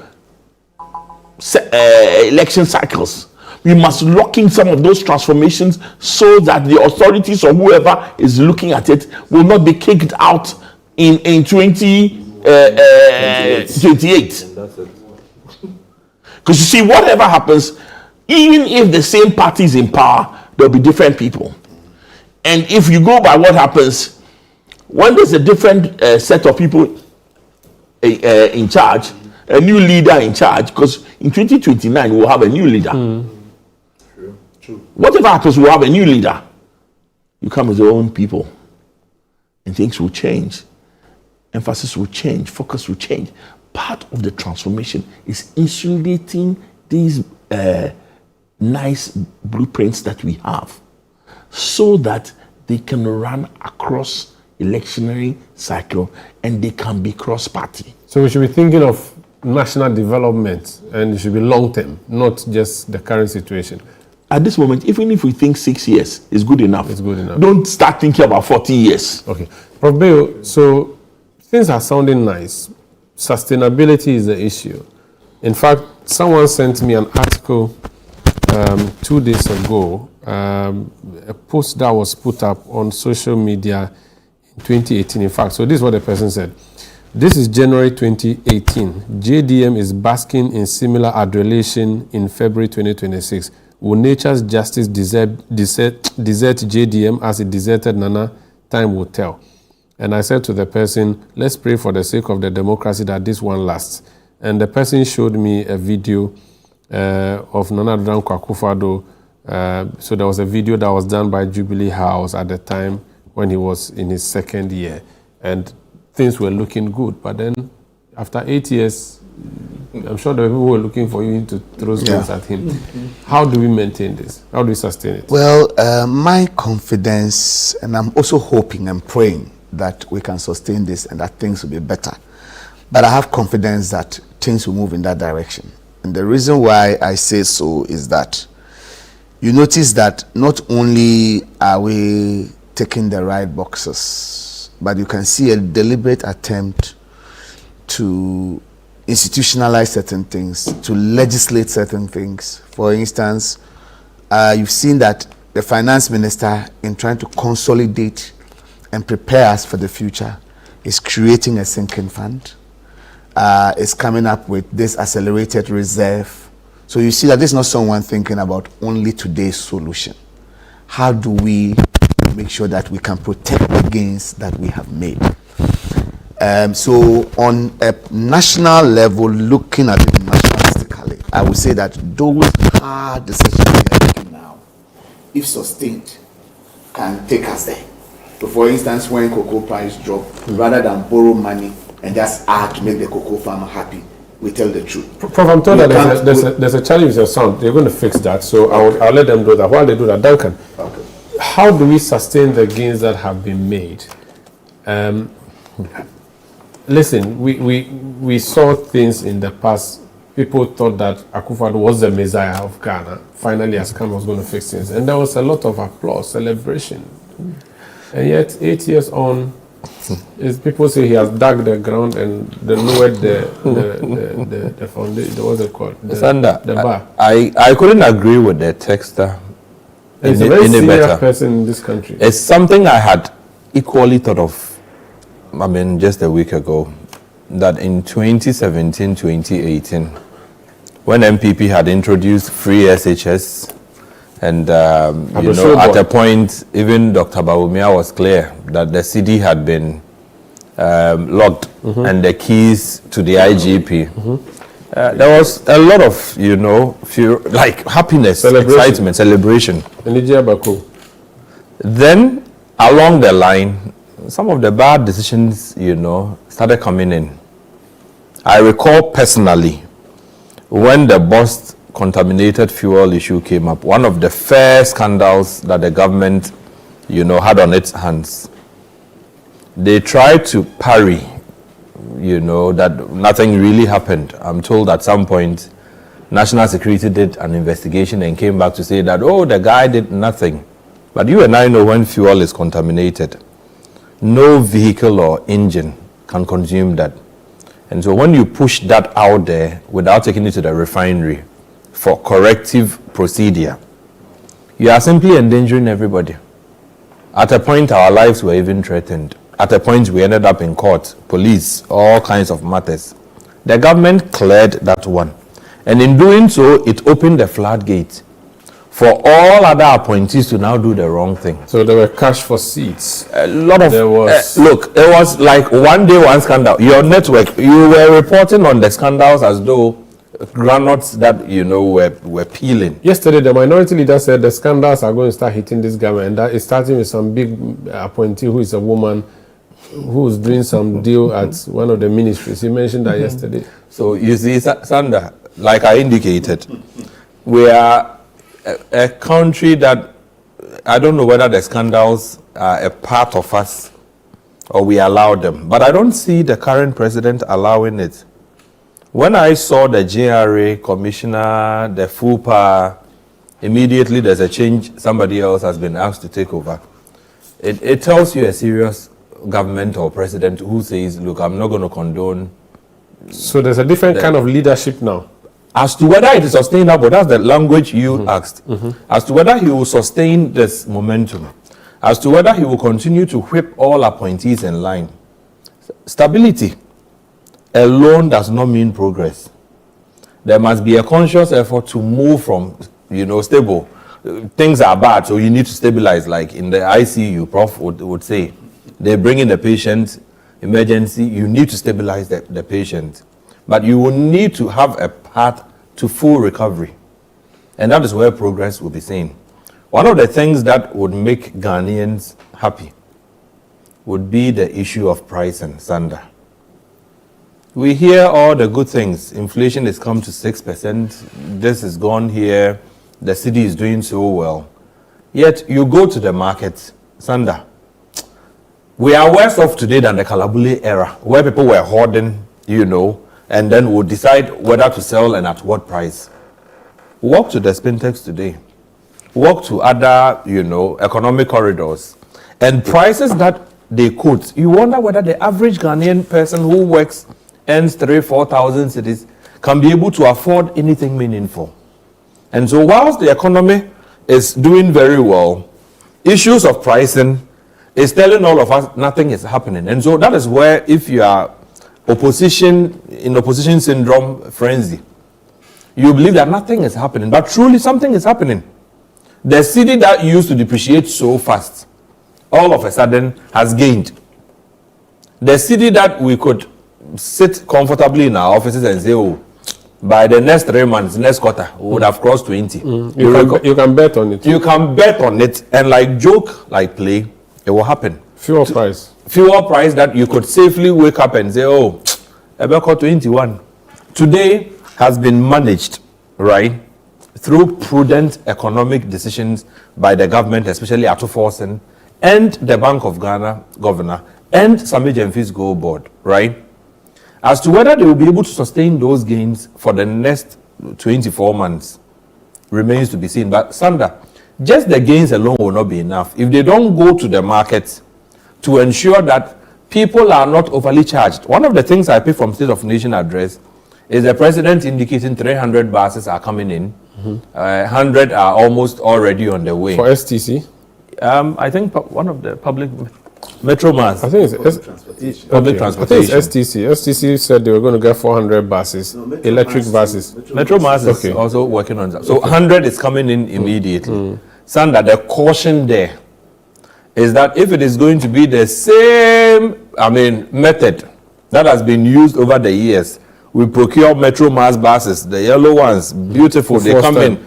We procure 2-3 years, we run everything aground. Ayalolo comes in nice. When NPP were leaving, they even brought electric buses, a few of them, right?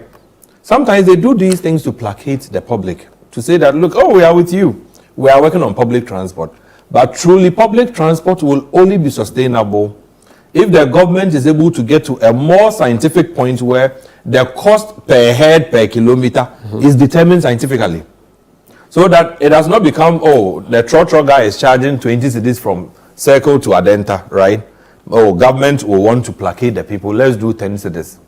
If there's no scientific basis, you are simply throwing in the fowl to die. Nothing will happen. So I am hoping that the government will do things differently. The government would have a strategy that is coherent. One that says that, look, I heard the president say Tor is back, right? I would want Mr. President to call the finance minister and call the Tor management to a room and fish out how to make Tor run sustainably, because that is not what is prevailing today. Tor came on stream for a few days. For some reason, it has to go off again, right? You cannot say Tor has been revamped if you don't put in the right investments, because Tor would need necessarily, Sanda, a trading capital, that one that allows it to buy cargo, one coming in, and there's another that they have placed, also coming in. Tor doesn't have that kind of capital. So initially, it was somebody's crude that was actually picked to process. If the state has an agenda to make Tor work, put in the investment. While you mentioned Tor and you mentioned crude, I'm interested in knowing what your view would be in the wake of US and Israel attacking Iran and we saying that we may suffer. What should our bulk oil storage company, it used to be called BOST, now they call it BEST. I don't know which one is best, but yeah, what should that company do? You see, do we buy cheaper oil now and keep it quickly, or what do we do? Sandra, they should revert to the name BOST. I think they are confused. Which one is the object? Bulk energy. You see, they forget that the object for setting up BOST is not energy per se, it's oil storage. US has Oklahoma cushioning, right? They don't depart from it and say Oklahoma energy. There are forms of energy, fine, but you are bulk oil storage, right? You store oil. For which reason in 92, 93, Gulf's monies were used to build those tanks, right? Gulf is trading, they cannot hold oil. But they needed a depot that holds strategic oil reserves for the country. Suddenly you get leaders come in and the frenzy is that, oh, we are bulk energy storage. Bulk energy storage, you may need to build solar batteries or panels. That is not your core. But you're just doing petrol. You are doing petrol. And diesel. Your object at money water. Sandra, don't be mischievous. No, but that's the truth. But that's what they are doing. They are keeping it at money water. Is it not? Very true. And then Accra Police Depot, the Temakong. Yes. Yes, there's Mami Water, there's Kumasi, there's Bolga, there's Bupe. So my mischief is not that Your bad. mischief is up. But you see, then you wake up and they say best. Please, there's nothing called best. Fine. What should they do now? Sandra. Or are they doing anything that... I expect the energy minister to convene an immediate meeting and look at strategic stock reserve or a strategic stock margin. It used to exist. We used to call it price stabilization and recovery levy that we used to give to the BDCs when prices, scale up so high. We didn't want the people to pay for it. We had a fund that could mitigate. Along the line, we said we're going to use that money only for premix. So that money is gone. You don't have any fund that pays for strategic stock in this country. And I have said this time without number, that there's a petroleum price curve. You cannot deceive anybody. It will go down to a point. Then it will start peaking. So if you are a country that wants to plan for your people, when prices are favorable, you use some of the fund, right, to stock up. And stocking up currently, BOSS could have done about 2.5 months to 3 months of what net national demand is. If you come in and looking to do better, you can expand BOSS infrastructure. I have not seen that happening. I am neither seeing the strategic reserve margin, being aggressively pursued so that we can get fuel and store. Mind you, in Ghana, there's only one CBM, a central point that fuel comes through. We are now building a second one, right? So if there's any inconvenience of any sort and fuel doesn't come in, we are done. We are done. We have to go to Burkina. So you will need to improve BOSS storage completely. Very well. You will need to go back. The energy minister should take a cue. Iran, Israel, US may not give us the kind of results we saw earlier with Iran, Israel alone. Because now Iran is fighting every US installation across the Middle East.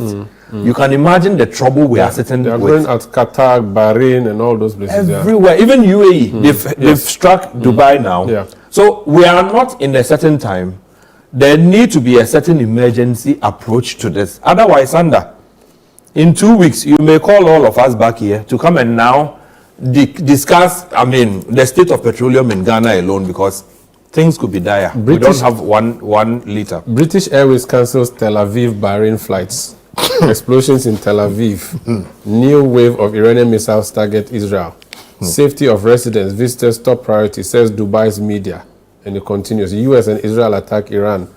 Tehran fires fire. Plenty of things. China, Russia. They may not join. Yes, your sound is good now. You were explaining to us how, as a government, the gains that you have made can be sustained. Yeah. So I just said and that we should know that the consolidation has come from fiscal discipline, and then you could see that the posturing of government is not only what we would make today, but immediately they are looking into the future. They brought in commitment authorization for all public institutions in terms of procurement, and now a bill is coming in for value for money audit before any procurement. All this is aimed at making sure that we can streamline our public procurement processes, streamline our expenditure.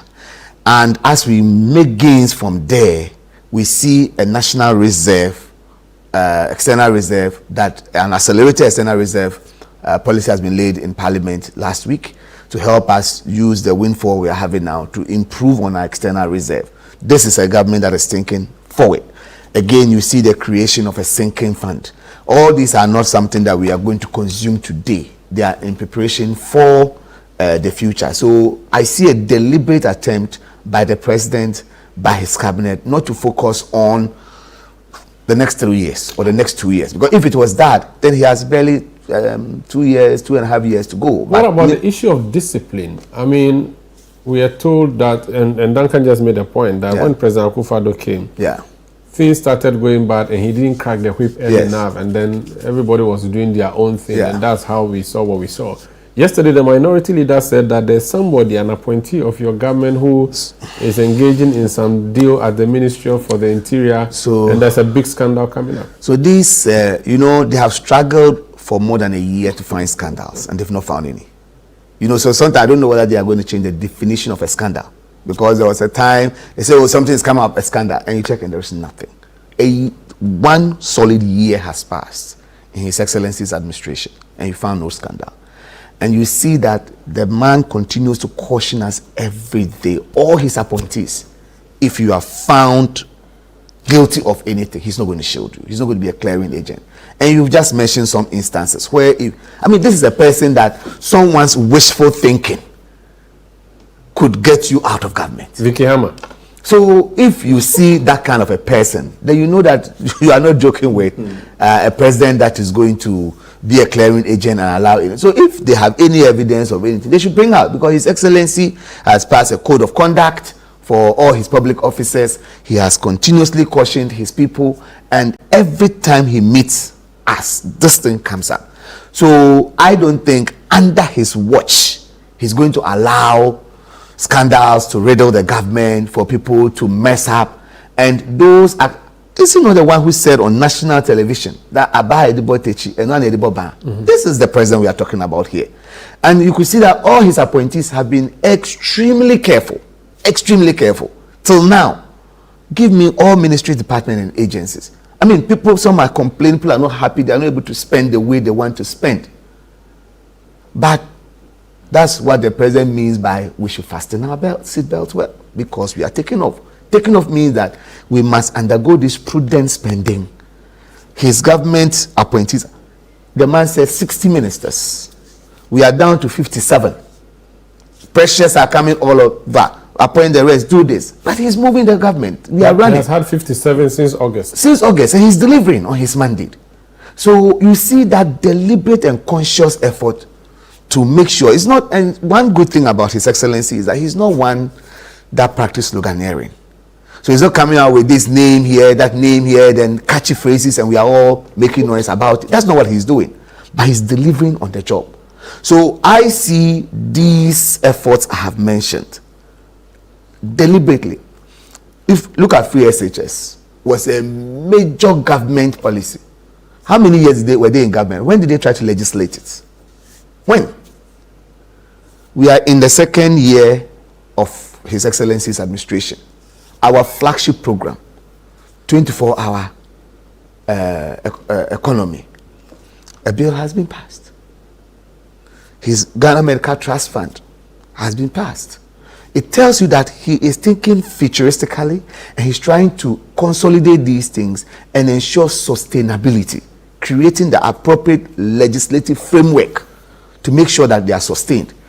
The political answer to this is that if Ghanaians love what we are seeing and we love the leadership we are getting, and we know that there's a certain party, anytime they come into power, they take us to a new low, then we should prevent that party from coming to power. Oh, now you are doing campaign. No, that's the political. That's the political aspect of it. No, because every time NDC come, we build all these buffers, we do the sinking fund, we restore, try to improve the strategic reserve, and then we give the power to MPP. Oh, we've done 8 years handover. They come and they destroy everything. In fact, when you talk to people in government now, our bigger concern is that, look, the way we are tightening our belt to make sure that things are better, it will be so painful when someone else come and see it as things to dissipate anyhow. Just anyhow. We are mindful of employment. Our party people are crying for jobs. Yes. We want to employ. That's a but we are problem. looking at the wage bill. We want to employ. You are being too strict on yourselves and now people look, even we are doing recruitment and into the security services, and they are mindful how many people we can take. We are mindful of qualifications. We are mindful of people's health and strength and all of that. We saw all these thrown to the dogs in the past. So when you tighten yourself this way and reconstruct the nation in 4 years, and someone comes and throws all that away, that is very unfortunate. So the Ghanaian who is seeing this and is loving what they are seeing, who is seeing a president that will come and candidly tell you, I wanted to give you 6,000, 7,000. But the truth is that if I give that to you, the entire nation will starve. For that sake, please let me give you this amount. That is a president who speaks truth. Very well. So whether we will sustain this depends on the policies the president is making, his cabinet is making, but it also depends on the Ghanaian voter. If the Ghanaian voter decides to bring about change when it's not necessary. It's too early now to. No, it's important because sometimes we forget. Very soon, when we see a new normal which is high and we are leaving it, what MPP is trying to do is to make sure that we don't go back. You realize that when you mention Ahiyangba says, "Oh, let's go forward. Let's not think about the past." How can we go forward without going to the back? Let me go forward. So we need to know where we come from, so that we move forward and we can measure and don't go back ever to that level. Thank you. Yes. One thing that didn't come out very clearly on the Sona was the state of our fight against corruption. Because you see, he mentioned it though. He did, but not. For example, he said it's not every time. He said, in fact, he said that people want extrajudicial behavior, but the courts have to be used. And he even quoted his former boss Mills and said, "The wheels of justice grind slowly, but they will eventually." You see, the challenge we have is this, and I sit here carefully saying, we've seen delays, and it seems as if when I have an issue today, all I'm doing is I'm biding my time. My lawyers throw spanners here, there, until a day when the issue just goes away. So there's no speed in prosecutions, you think? My point is that let's create special courts. I'm not saying that they should be extrajudicial. No. Nobody wants extrajudicial. We don't want to go to the bad old days. But let's have a process that can work faster than it is working now. A 24-hour court. Call it what you want. But yeah, you know, why not? If we have a 24-hour economy, maybe we should have a 24-hour court. But let's look at what Oral promised us. A year now. Nothing. No. Where are we? Let me just make a little. No. Allow me. I have something to say on that. You see, finish on that. The issue is this. I agree for him, a lot there's something of to us. We feel that Oral was a promise. Yes. That you will recover all loot. and it kicked off nicely. You brought in independent people, put it together. Now we had this fantastic list of things that may have been and could not have been. Admittedly, he had to go through court. But can we do it faster? Can we deliver Yes. All I just wanted to say is that in terms of oral and in terms of the prosecutions, data that I have suggests that the Honorable Attorney General has really worked fast. But our past and what we are using to compare, that's why the president is talking about extrajudicial. If we want to make things quicker, people are looking forward to that quick action in the past.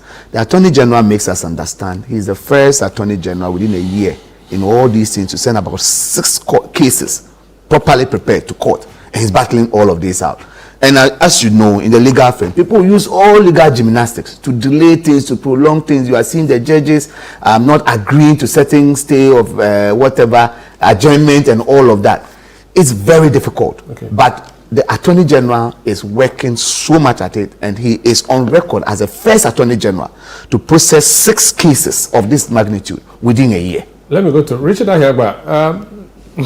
We are looking at how to sustain the gains. I mean, that's if you even agree that there are gains. My people in studio have agreed that there are gains. Do you agree that there are some gains? How do we sustain them? If there are no gains, how do we get the gains? Mario, thank you. Now, I feel the deficit of me not being in the studio because time allocation has been at my detriment. Why would you You are a fair man, Mario. You are a fair man, so please be fair. You know, I hear in the studio. Hello, Richard? Yes, can you hear me? You froze briefly, yes, I can hear you now. Proceed. Yeah, I'm saying that I can hear in the studio the kumbaya that is being sung there, including Franklin at some points on the line. It's very striking. But of course, there was a message that you read, which then suggests that, it's a phase where if you look at Akufo-Addo's first, second, and third years in office, we were growing spectacularly at 7% yearly. And that, but for COVID, would have continued that trend.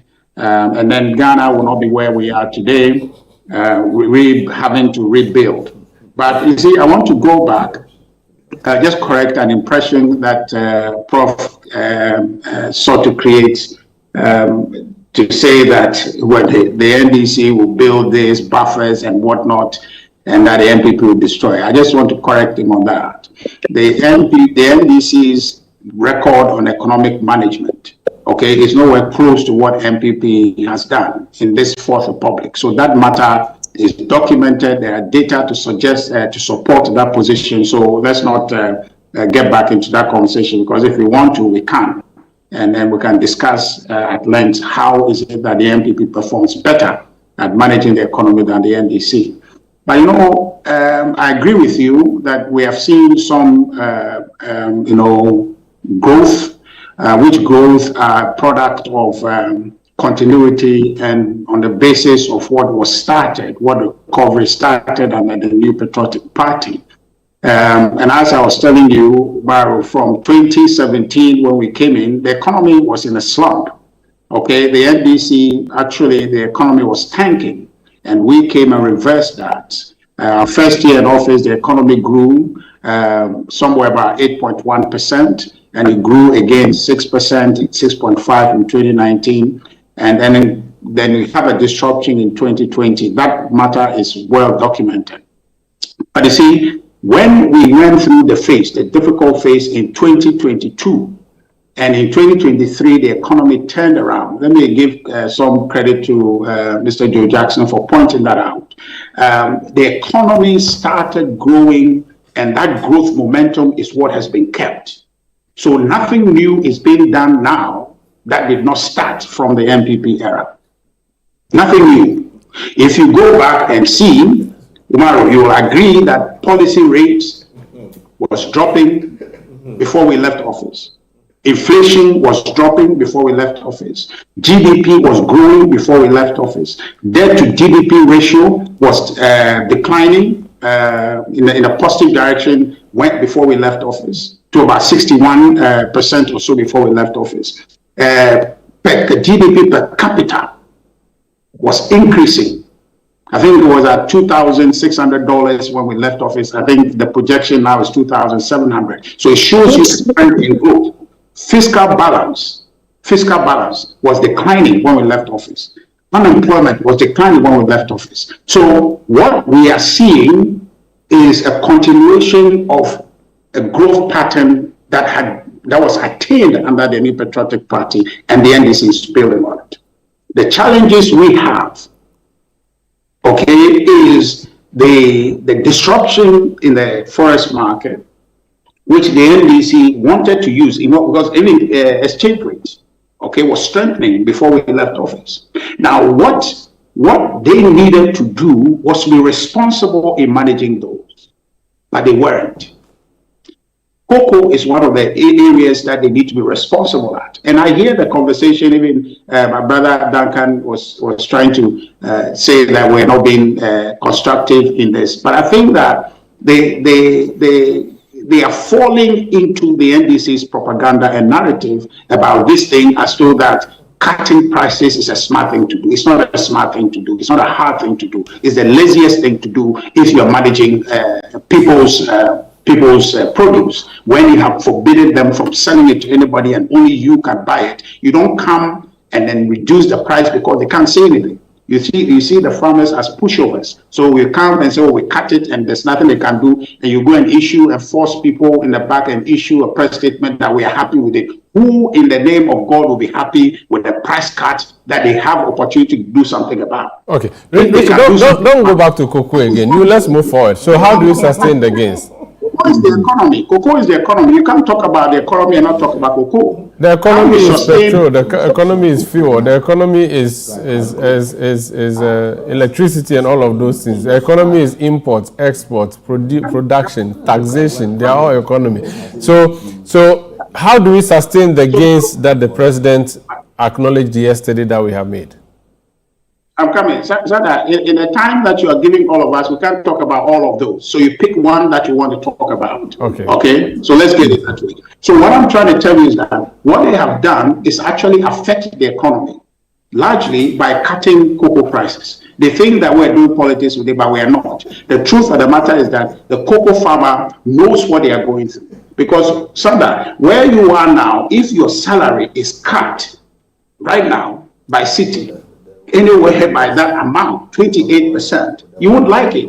It doesn't matter how patriotic you are, how committed you are to city. Okay, what the government of Ghana has done is to cut the earnings of cocoa farmers and come back and sit in parliament, sit in cabinet, in high corridor, and say to the farmers that accept it. If government feels they cannot do right by the cocoa farmers, they should repeal the PNDC law 81 that actually forces everybody to sell to cocoa board, and so that cocoa farmers can find their own choices, just like Prof was saying about maize farmers, and see if they will not do better for themselves. So what we are saying is that until you do that, government ought to have been creative.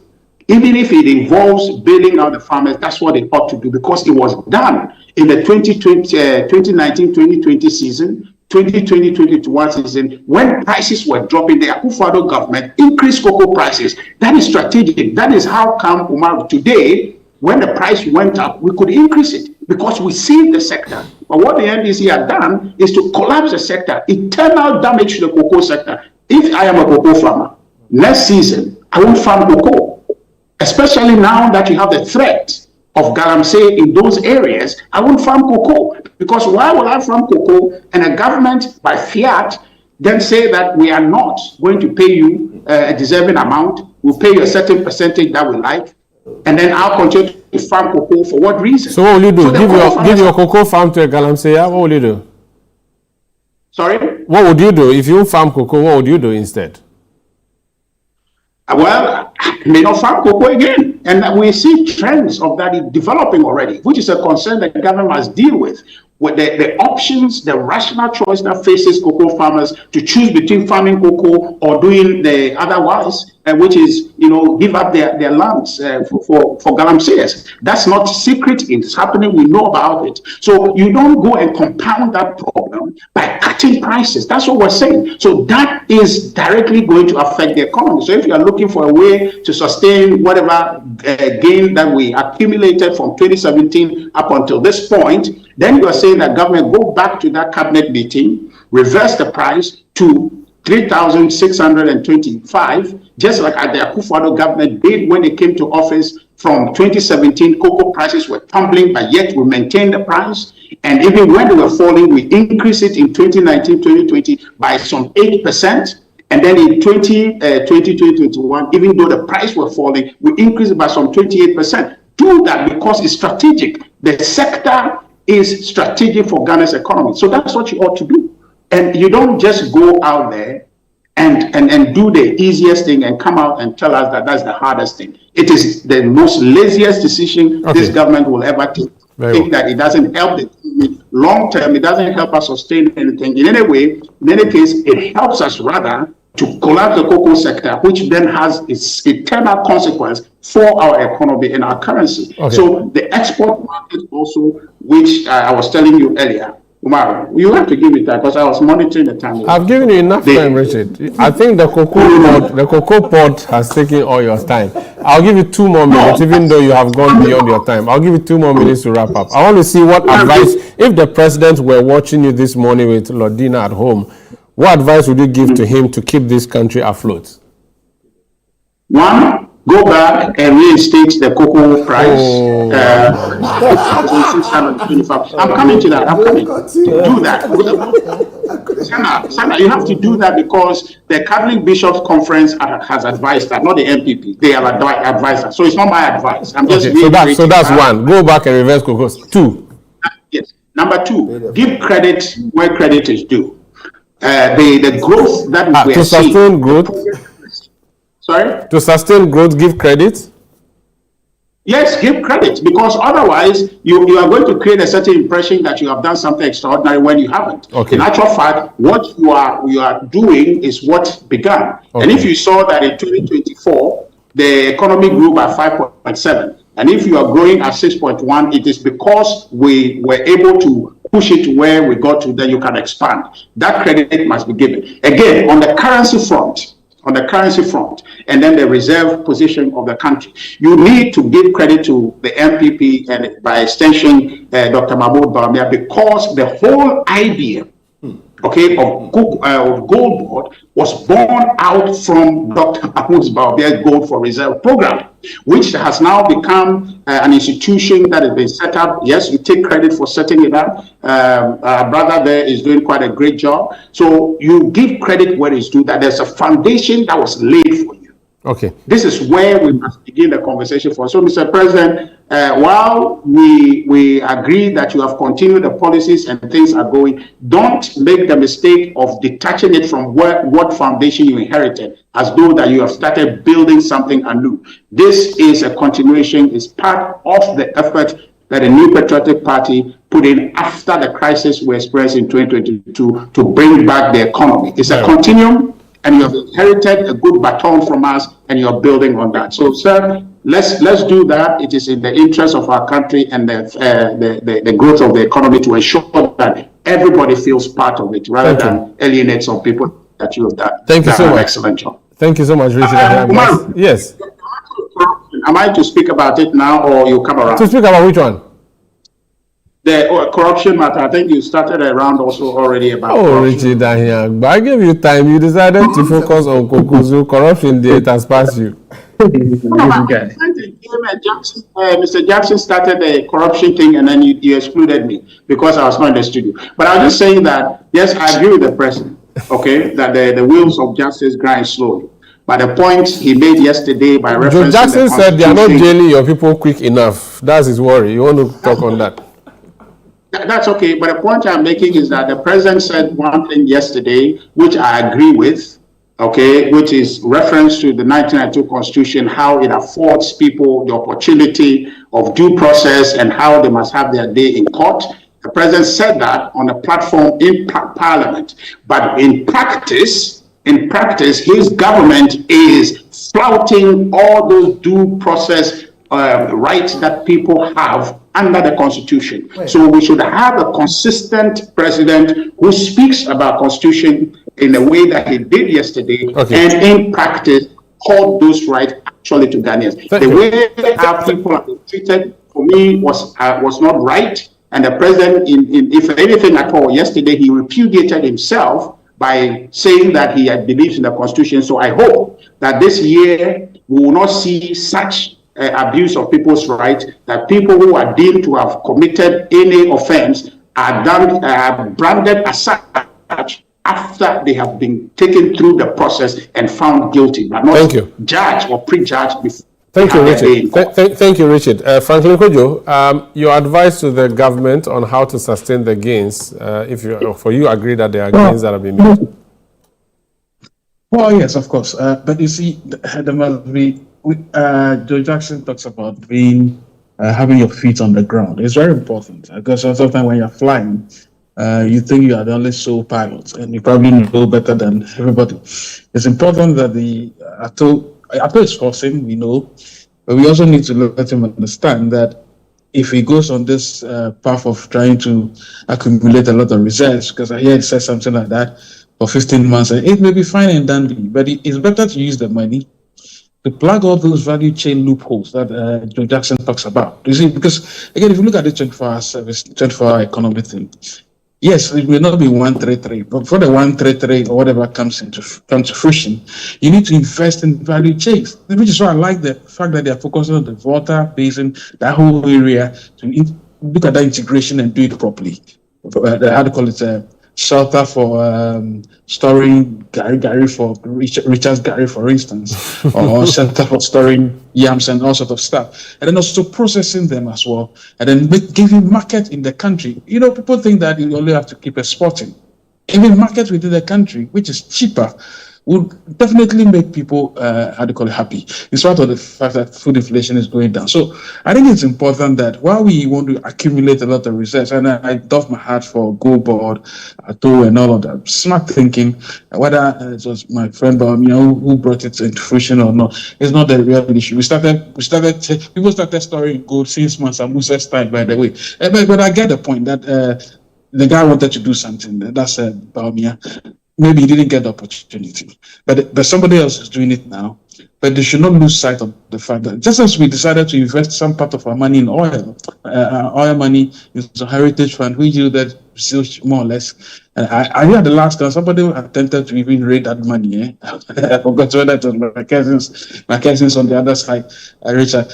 Maybe it's not you guys. But in any case, I'm just saying that if you go and store that money somewhere and you get a reckless government coming to they will ready to use for anything they want. Look, I'm not saying you should also spend what you just get immediately and spend it out of spending like there's no tomorrow. But accumulating research is important. But you have challenges. There are schools that ought to be opened. Look at this thing about patients not really being accepted because of hospital. But the life of the ordinary Ghanaian is so cheap in this country, irrespective of whether you are educated or not, whether you are productive or not. You are the same. People have died in taxis. Even our presidents die, we still don't know what killed the president. And what kind of country is this? So we don't even think about people like that. So you can just die like a fowl when the hospital is not accepting you. We need money to fix those things. We need money to fix the roads. And I doff my heart for the roads that they want to construct. But please, I would prefer a much better PPP approach than the government taking solely too much of that bill. So it's important that your feet must touch the ground. We are applauding them for the things they've done. They've taken us from the house kitchen. We are aware. Now we are trying to regain our liver and our hearts. So we don't want any contamination along the way. And that contamination must be cured by investing some of these a lot of the money coming in, $10 billion, a lot of money. Invest it wisely in those important chains. The productivity of a human being is important. Invest in health, invest in education, invest in the water, and then these things would spawn development. That's what development is about. It's not about highfalutin words and making noise going all over the place, really. Thank you. Thank you so much, Franklin Kojo, President of Imani Africa. This is the big issue on Channel 1 television and on 97.3 CTF. When we come back, we'll talk about what's happening in our senior high schools. 2 in Central Region, there are 2 in the Eastern Region. I think there were others in the northern part a few months ago. We'll talk about how we deal with. Is it the case that there's no disciplinary measures being taken by teachers? Has government taken discipline away from teachers? Is it because there's no more canes in senior high schools? That's what we are seeing. We'll talk about that. Please stay.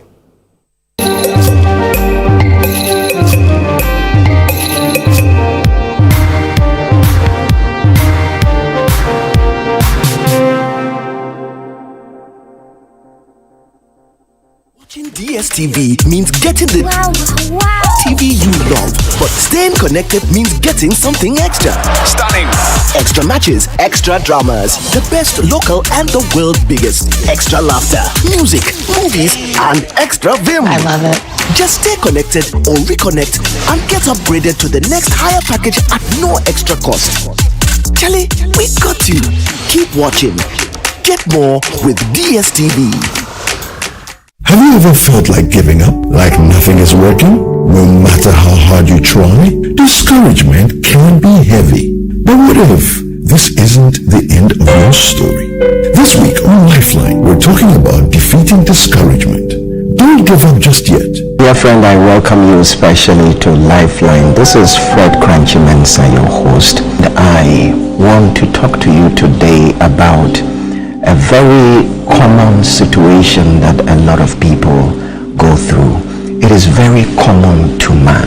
You have either been through it, you are going through it, or you will go through it in the process of time. Jesus himself got there one time. In the Garden of Gethsemane, he said, Father, I can't do this anymore. I can't go on anymore. Let this cup pass by me. Discouragement is simply that which happens to you sometimes in the middle of the journey.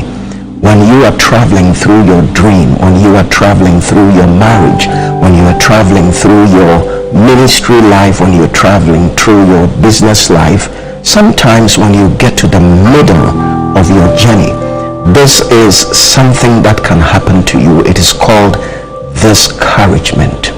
Your breakthrough may be closer than you think. Tune into Lifeline every Tuesday and Thursday on Channel 1 TV at 10 p.m.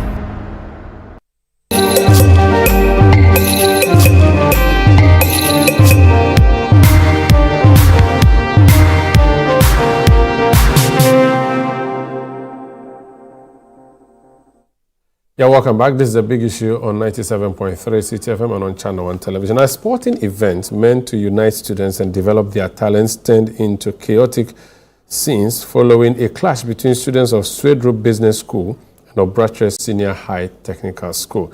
Here's a report of what happened. The sporting event was peaceful until a clash ensued between students of the Swedrup Business School and Obratres Senior High Technical School on Thursday, leading to the injuring of one person. On Friday, another clash ensued when students of Swebu and some town folks clashed again with students of Ostek. 2 students from Ostek reportedly suffered severe injuries and were rushed to the Aguna Swedrup Government Hospital. Police reportedly arrested 14 students, but subsequently released them. However, some students from Swesbu on motorbikes stormed the campus of Ostek to reportedly launch yet another attack, which was timely repelled, preventing any injury. Around 7 o'clock, we had 6 motorbikes in front of the school premises with two guys on each motorbikes, making 12 guys. And per my investigation, I found out they came in with a locally manufactured gun. But unfortunately, they were not able to shoot. So when they saw how the boys were rushing from the dormitory to them, they decided to move away. Unfortunately, there was a funeral service in the town. So the town boys thought they were coming for the funeral. So before they got to know that it is not because of the funeral, but they wanted to attack the school, they had already flew away. So that's what happened between two senior high schools, and the government says it's acting, a number of issues coming up, but this is becoming one too many. Joe, Intercore is an exciting moment. It's supposed to unite students so that they get exposed, develop their talent in sports and all of that. But a clash like the one we just seen, did you see one student jumping and stamping on another? It looks scary. Where do we deal with this from? You know why I'm laughing? I remember clearly in my days, and it was in Fansfilm, and we went to Intercore at Augustine's, and coming back to school, because you usually walk back to school, we were waylaid and stoned. By your opposing students? By opposing students. So, in a lot of ways, this is not new. It's not new. Let's put it into context. It's not new, and when you are in sporting events, can feel very unfair, and people can get very passionate about it. We have to realize that discipline in the schools seems to be at a lower level than it was in the past. Maybe it's as older people who always say that we talk about the good old days, but this time it seems like discipline has definitely deteriorated. Maybe I think it's the numbers. The numbers are larger. Because of economic hardship, the teachers and the tutors are less passionate about what they do, and because of social media, etc., which amplify violence. Right? Social media has a way of amplifying violence. So when students get in, so that confluence of less discipline,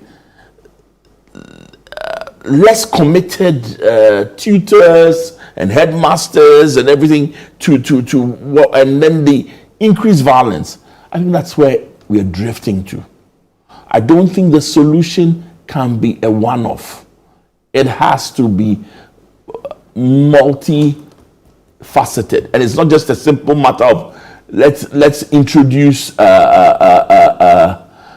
caning back into the schools. It's not the way. It's not the way. Caning is gone. I remember the last time I was caned by my assistant headmaster then. How many decades ago? That was a long time ago. But caning is gone. But we have to address the issue. We have to tackle the issue. We have to make the cause of violence very tough for the students. Right? And we can't treat it with, we have evidence there's video evidence of what's going to happen to these students.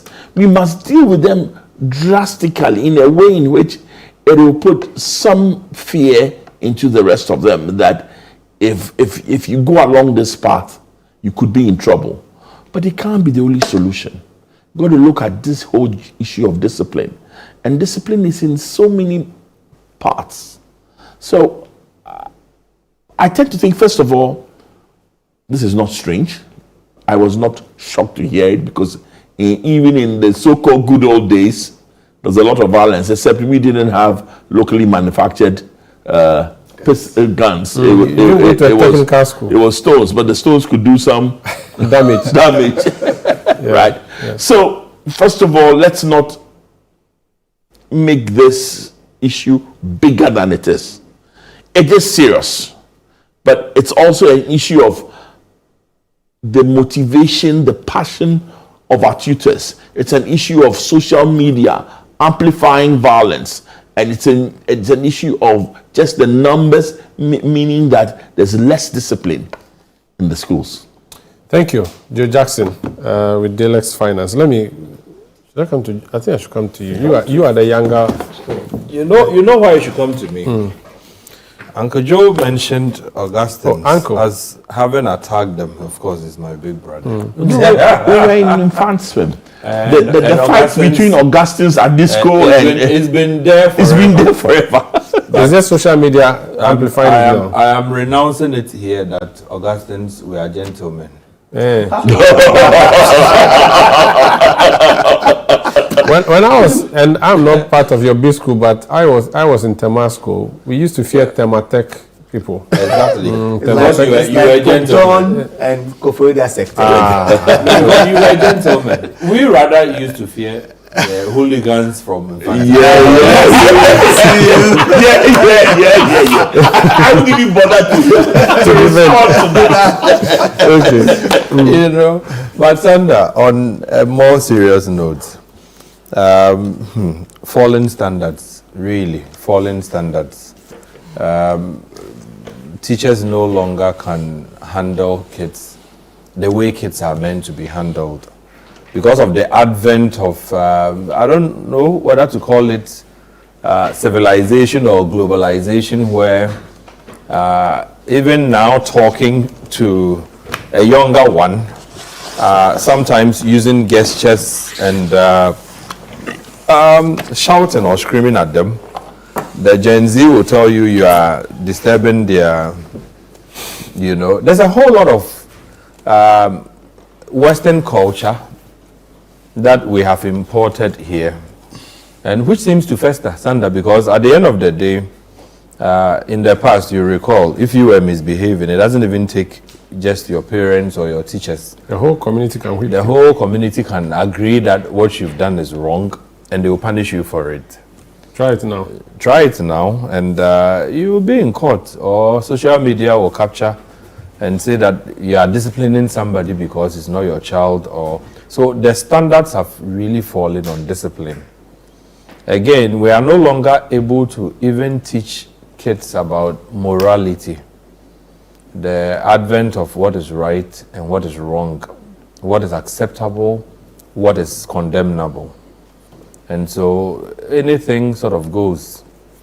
This has, however, been amplified by social media. I bet this incident that we've captured or are seeing on traditional media now would have gone without a word, if not somebody capturing and then resharing or posting. Yes. So social media now amplifies a lot of the things that we have done or are still doing.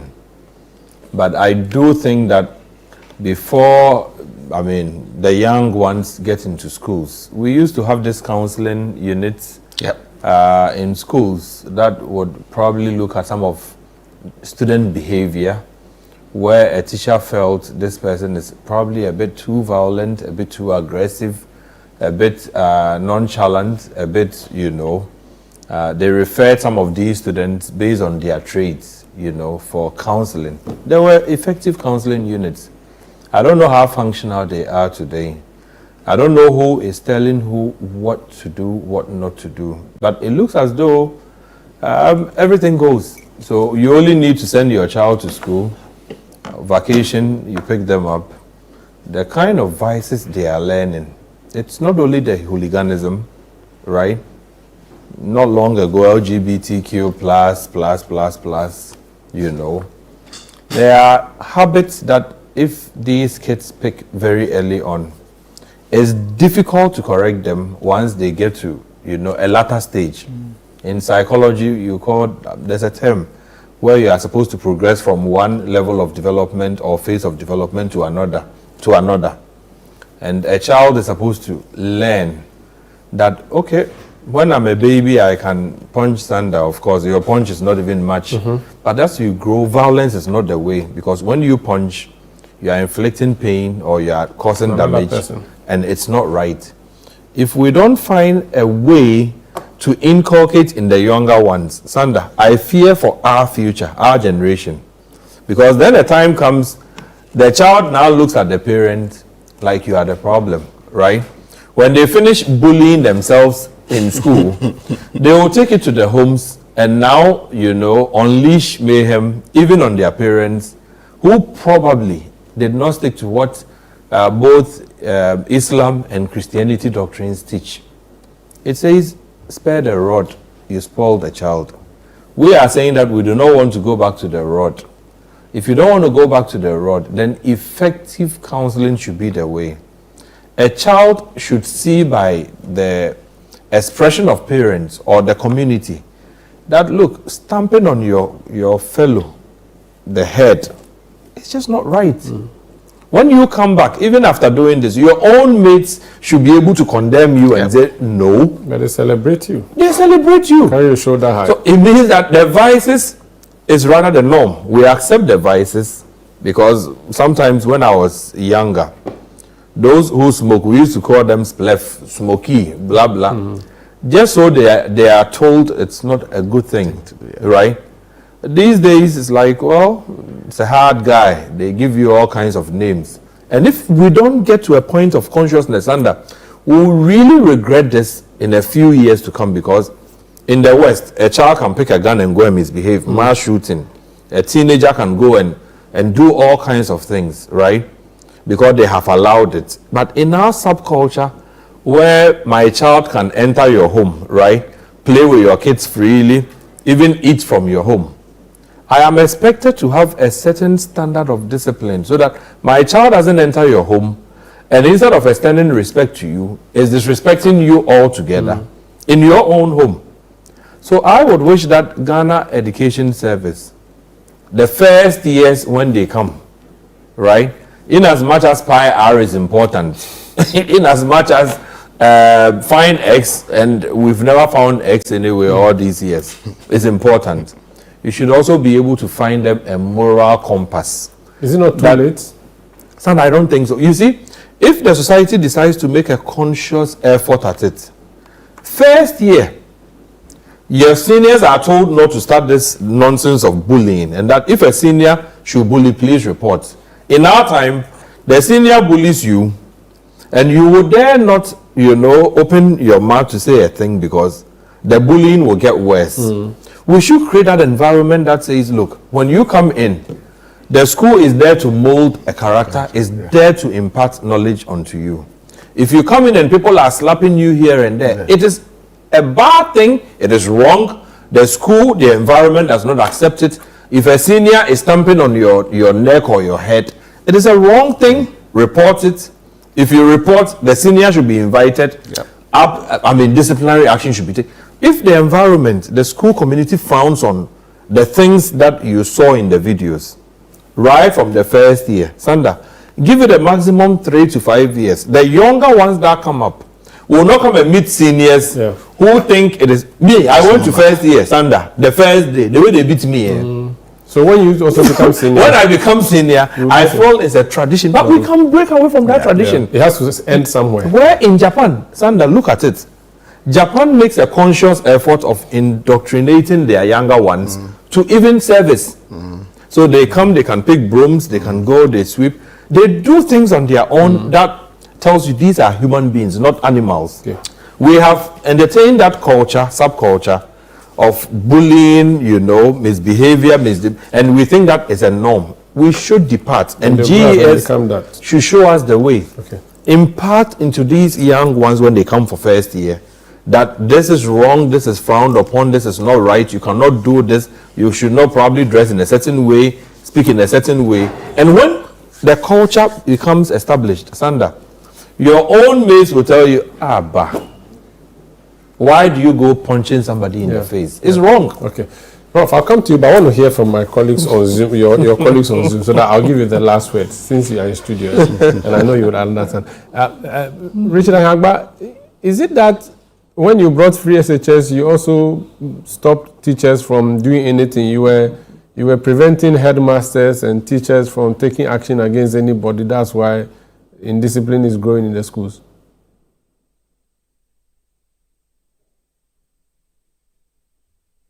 Richard, are you there? Richard, are you there? Oh, yeah. You're referring to me? Yes, I was referring to you. Omar, I can hear you. Yes, I'm asking if the indiscipline in the senior high schools, where should we put the blame and how do we deal with it? You know where to put the blame. Don't let me say it. Well, oh, tell me. I want to know. I really want to know. I genuinely don't know. Well, I think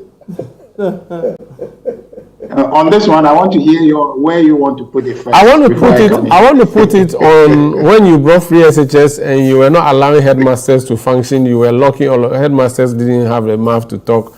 Teachers could not engage in any disciplinary action. Maybe that's why. Or maybe open the line. Let's see if the headmasters will agree with you. Where do you put the blame? I have given you mine. Give you yours. I think it's a national problem. Okay. You go to any office in our country, there is this seniorism, there's this I'm older than you kind of thing that runs across our society. You see a police officer. Yes. You see a police officer on the street, instead of understanding that he's here to do a certain work which is regulated and it is designed to facilitate the well-being of society, he's bossing it over everybody. So it's a mindset that has taken hold. And it starts, largely from school, and we grow with it. Don't you know? It's some aspect of it is cultural, because where our culture is very hierarchical in nature, so these kinds of things are festered in our daily lives till this point. And so it's a situation that is not only peculiar to the schools, but we must look at ourselves, our culture, and how we have enabled it to, continue over the years, where abuse is accepted once it's coming from somebody superior, somebody higher, and that is really what is reflecting all across society. And so I think it's a situation that we must not look at narrowly and say the schools are the problem, but it's a society that is the problem. We have embraced this kind of thing. And I don't think it's okay to continue. We must do a total renewal of values, including trying to find a way to get our students to understand boundaries and respect each other. Treat people on the basis of what they bring to the table, and not just because you are here before them or you are their senior. Yesterday, in fact, incidentally, having a conversation about this with a teacher trainee who was narrating the experience with a constraint that you can't punish, and was saying that really the punishment with caning and all of that does not change anybody based on the training that she's having, and that it is merely a deterrence. But then taking it away entirely create a certain picture of impunity for students, and they feel that it's proper to have it as a way of deterring people. And giving the example of her own experience in high school, saying that the seniors that they came to meet were very brutal. The ones in second year when they came in first year, the ones in third year when they came, those two batches of seniors were very brutal, were very abusive, but then their results were bad. Their results were bad. Back to back, their results were bad compared to their results when some event happened very early on, when they were in Form 2 going to Form 3, and the teachers punished all of them. They got their juniors to run, ladies to run in their skirts to get to their dormitory within a certain period of time, and people were tumbling over, some got injured and all that. And so the teachers came and punished all of them, even those of them who were not part of the issue in the order were all punished.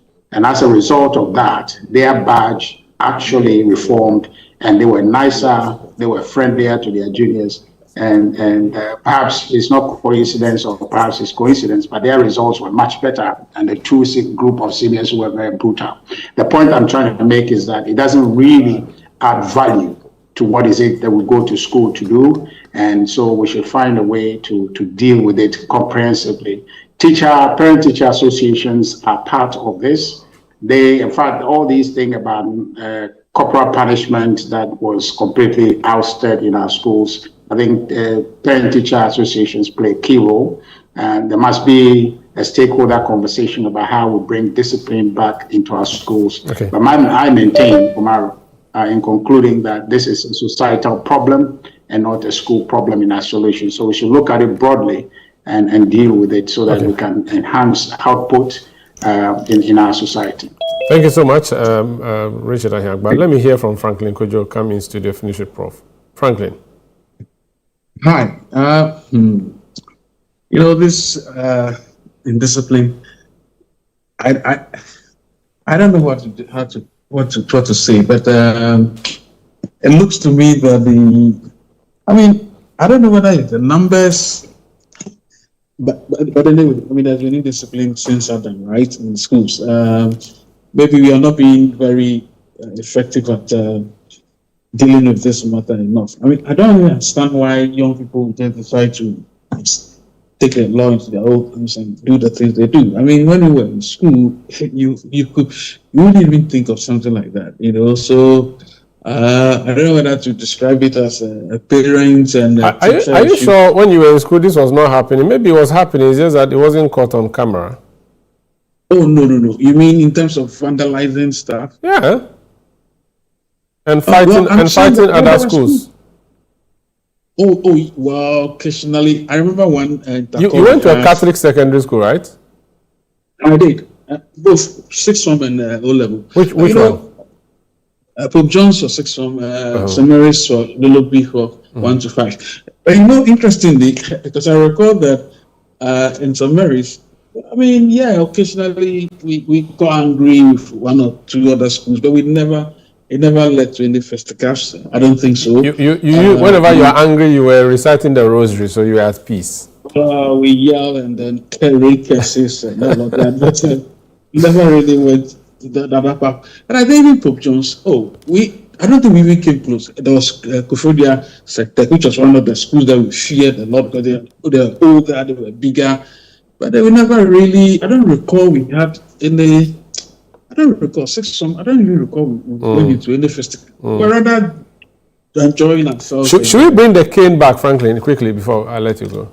So the cane, yeah, sometimes it's good though, because there are some people behave like goats. So it's important to If your child returns from secondary school and says that he was lashed or she was lashed, you wouldn't have a problem with it by a teacher? The first question is, what did you do? Okay. But when you were in St. Mary's, they will lash you. You hold the pillar. The pillar was this coconut tree. You hold it. It will give you some six like. You straighten your head. I think maybe we have decided that this time around there's too much liberty and freedom. People may take it further, but I think if you spare the rod, you spare the child sometimes. Yeah. Okay, thank you, Prof. You also went to school in the Eastern region. Yeah, he's my senior. So I went to Pope John. Oh, okay. Yes. Pojoba. Yeah, I'm a Pojoba, and it's. I think the reality is that this phenomenon of indiscipline, hooliganism, and all of that is not new. It's an age-old practice. But it has been accentuated by social media. That's period. And the numbers is also a game. Because you see, I think the sudden increase in numbers and the filtering mechanisms that results had has made it now generalized. Because in the past, there were schools of certain categories that were known to have this violence. And certain schools where, you needed certain grades to be able to gain admission to, the extent of this violence was minimal. So it's now become cancerous because everybody has access to every kind of school. So what was contained in a few schools and was struggled and being managed, where you could see only this violence, when those schools meet other schools. In every region, you will know some of the schools that everybody knew that they were known for violence. And when you go for intercore and you meet them, you are careful. I used to be a school prefect. Before we leave school, Pope John, for our games, the priest will talk to us. I will address the students that, look, when you meet students from this school, that school, don't have any exchanges with them. We are gentlemen and all of that. So that kind of thing was there. But now it's degenerated like a malignant lesion that has spread into every school. And the cause of that is partly because of how we have rolled out the free SHS. Really? Because everybody, gains access. That's what you are blaming it on. No, I'm just saying that. I mean, don't take me out of context, but let's face it. It's a national problem. Discipline is a problem in the country, and discipline in secondary schools has been there. Indiscipline has been there for years. The fundamental change now is that almost every other school is struggling to contain the issue of discipline because of the fact that we have mixed up everything. And, it's not bad. Free SHS as a policy is not bad. I support it. It's just that I think the manner in which it was implemented is a challenge. I don't want to go there. How should we solve the issue of indiscipline? Should we stop free SHS? No, not at all. So my government is actually trying to advance free SHS because getting the entire population educated also plays a role. Because so what do we do to end this? So to end this, two fundamental things. One, there is a mismatch where we have adopted Western lifestyle, but the moral discipline and mindset needed for that lifestyle have lagged behind. So when you go to countries where they are living this lifestyle, where their psychological health, their mental health is prime, you can't beat a child because when you beat them, you are disturbing their psychology. Those children have been also oriented in a way that they are honest, they are truthful, they are respectful. So you can go to a place, no one is guarding anybody, but everybody is behaving according to the law. That aspect of it has lagged behind, and we need to quickly bring that up. So parents must play a role at home.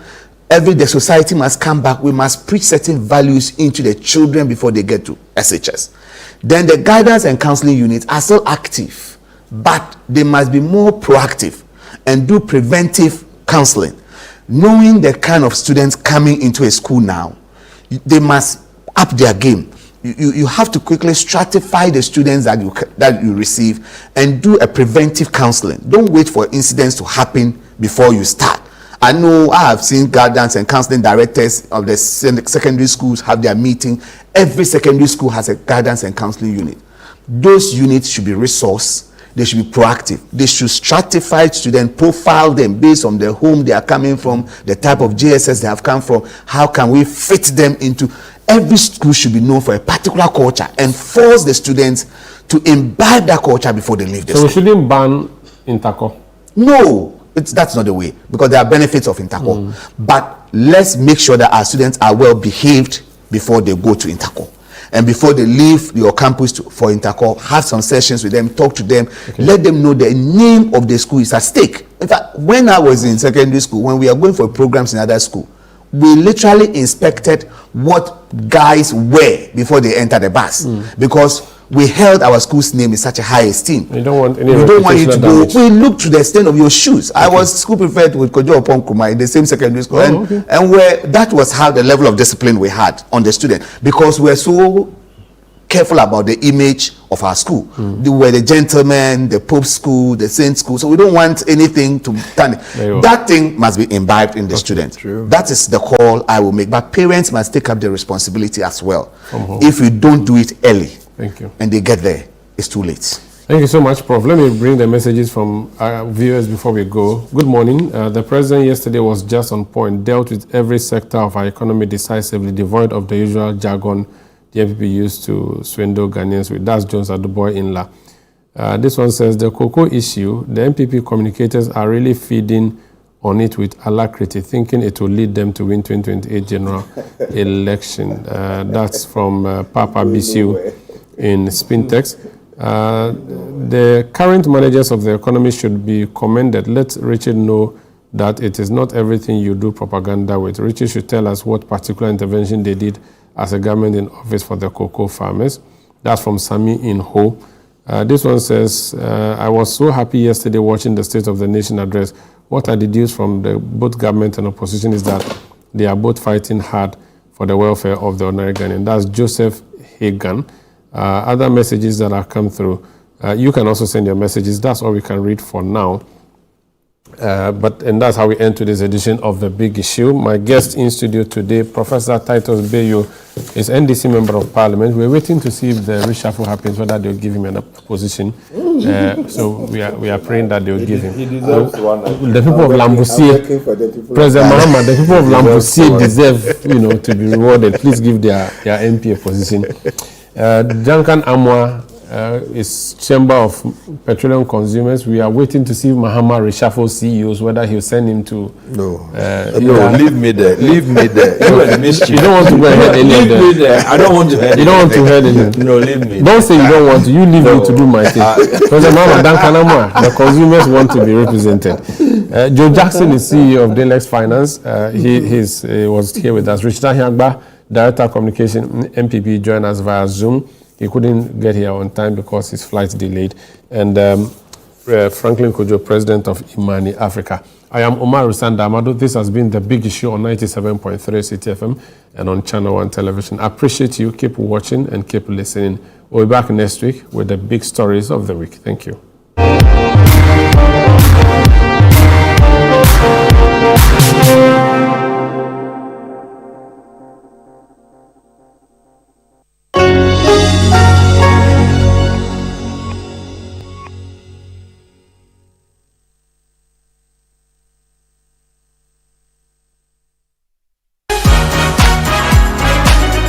Welcome to the Heritage Month.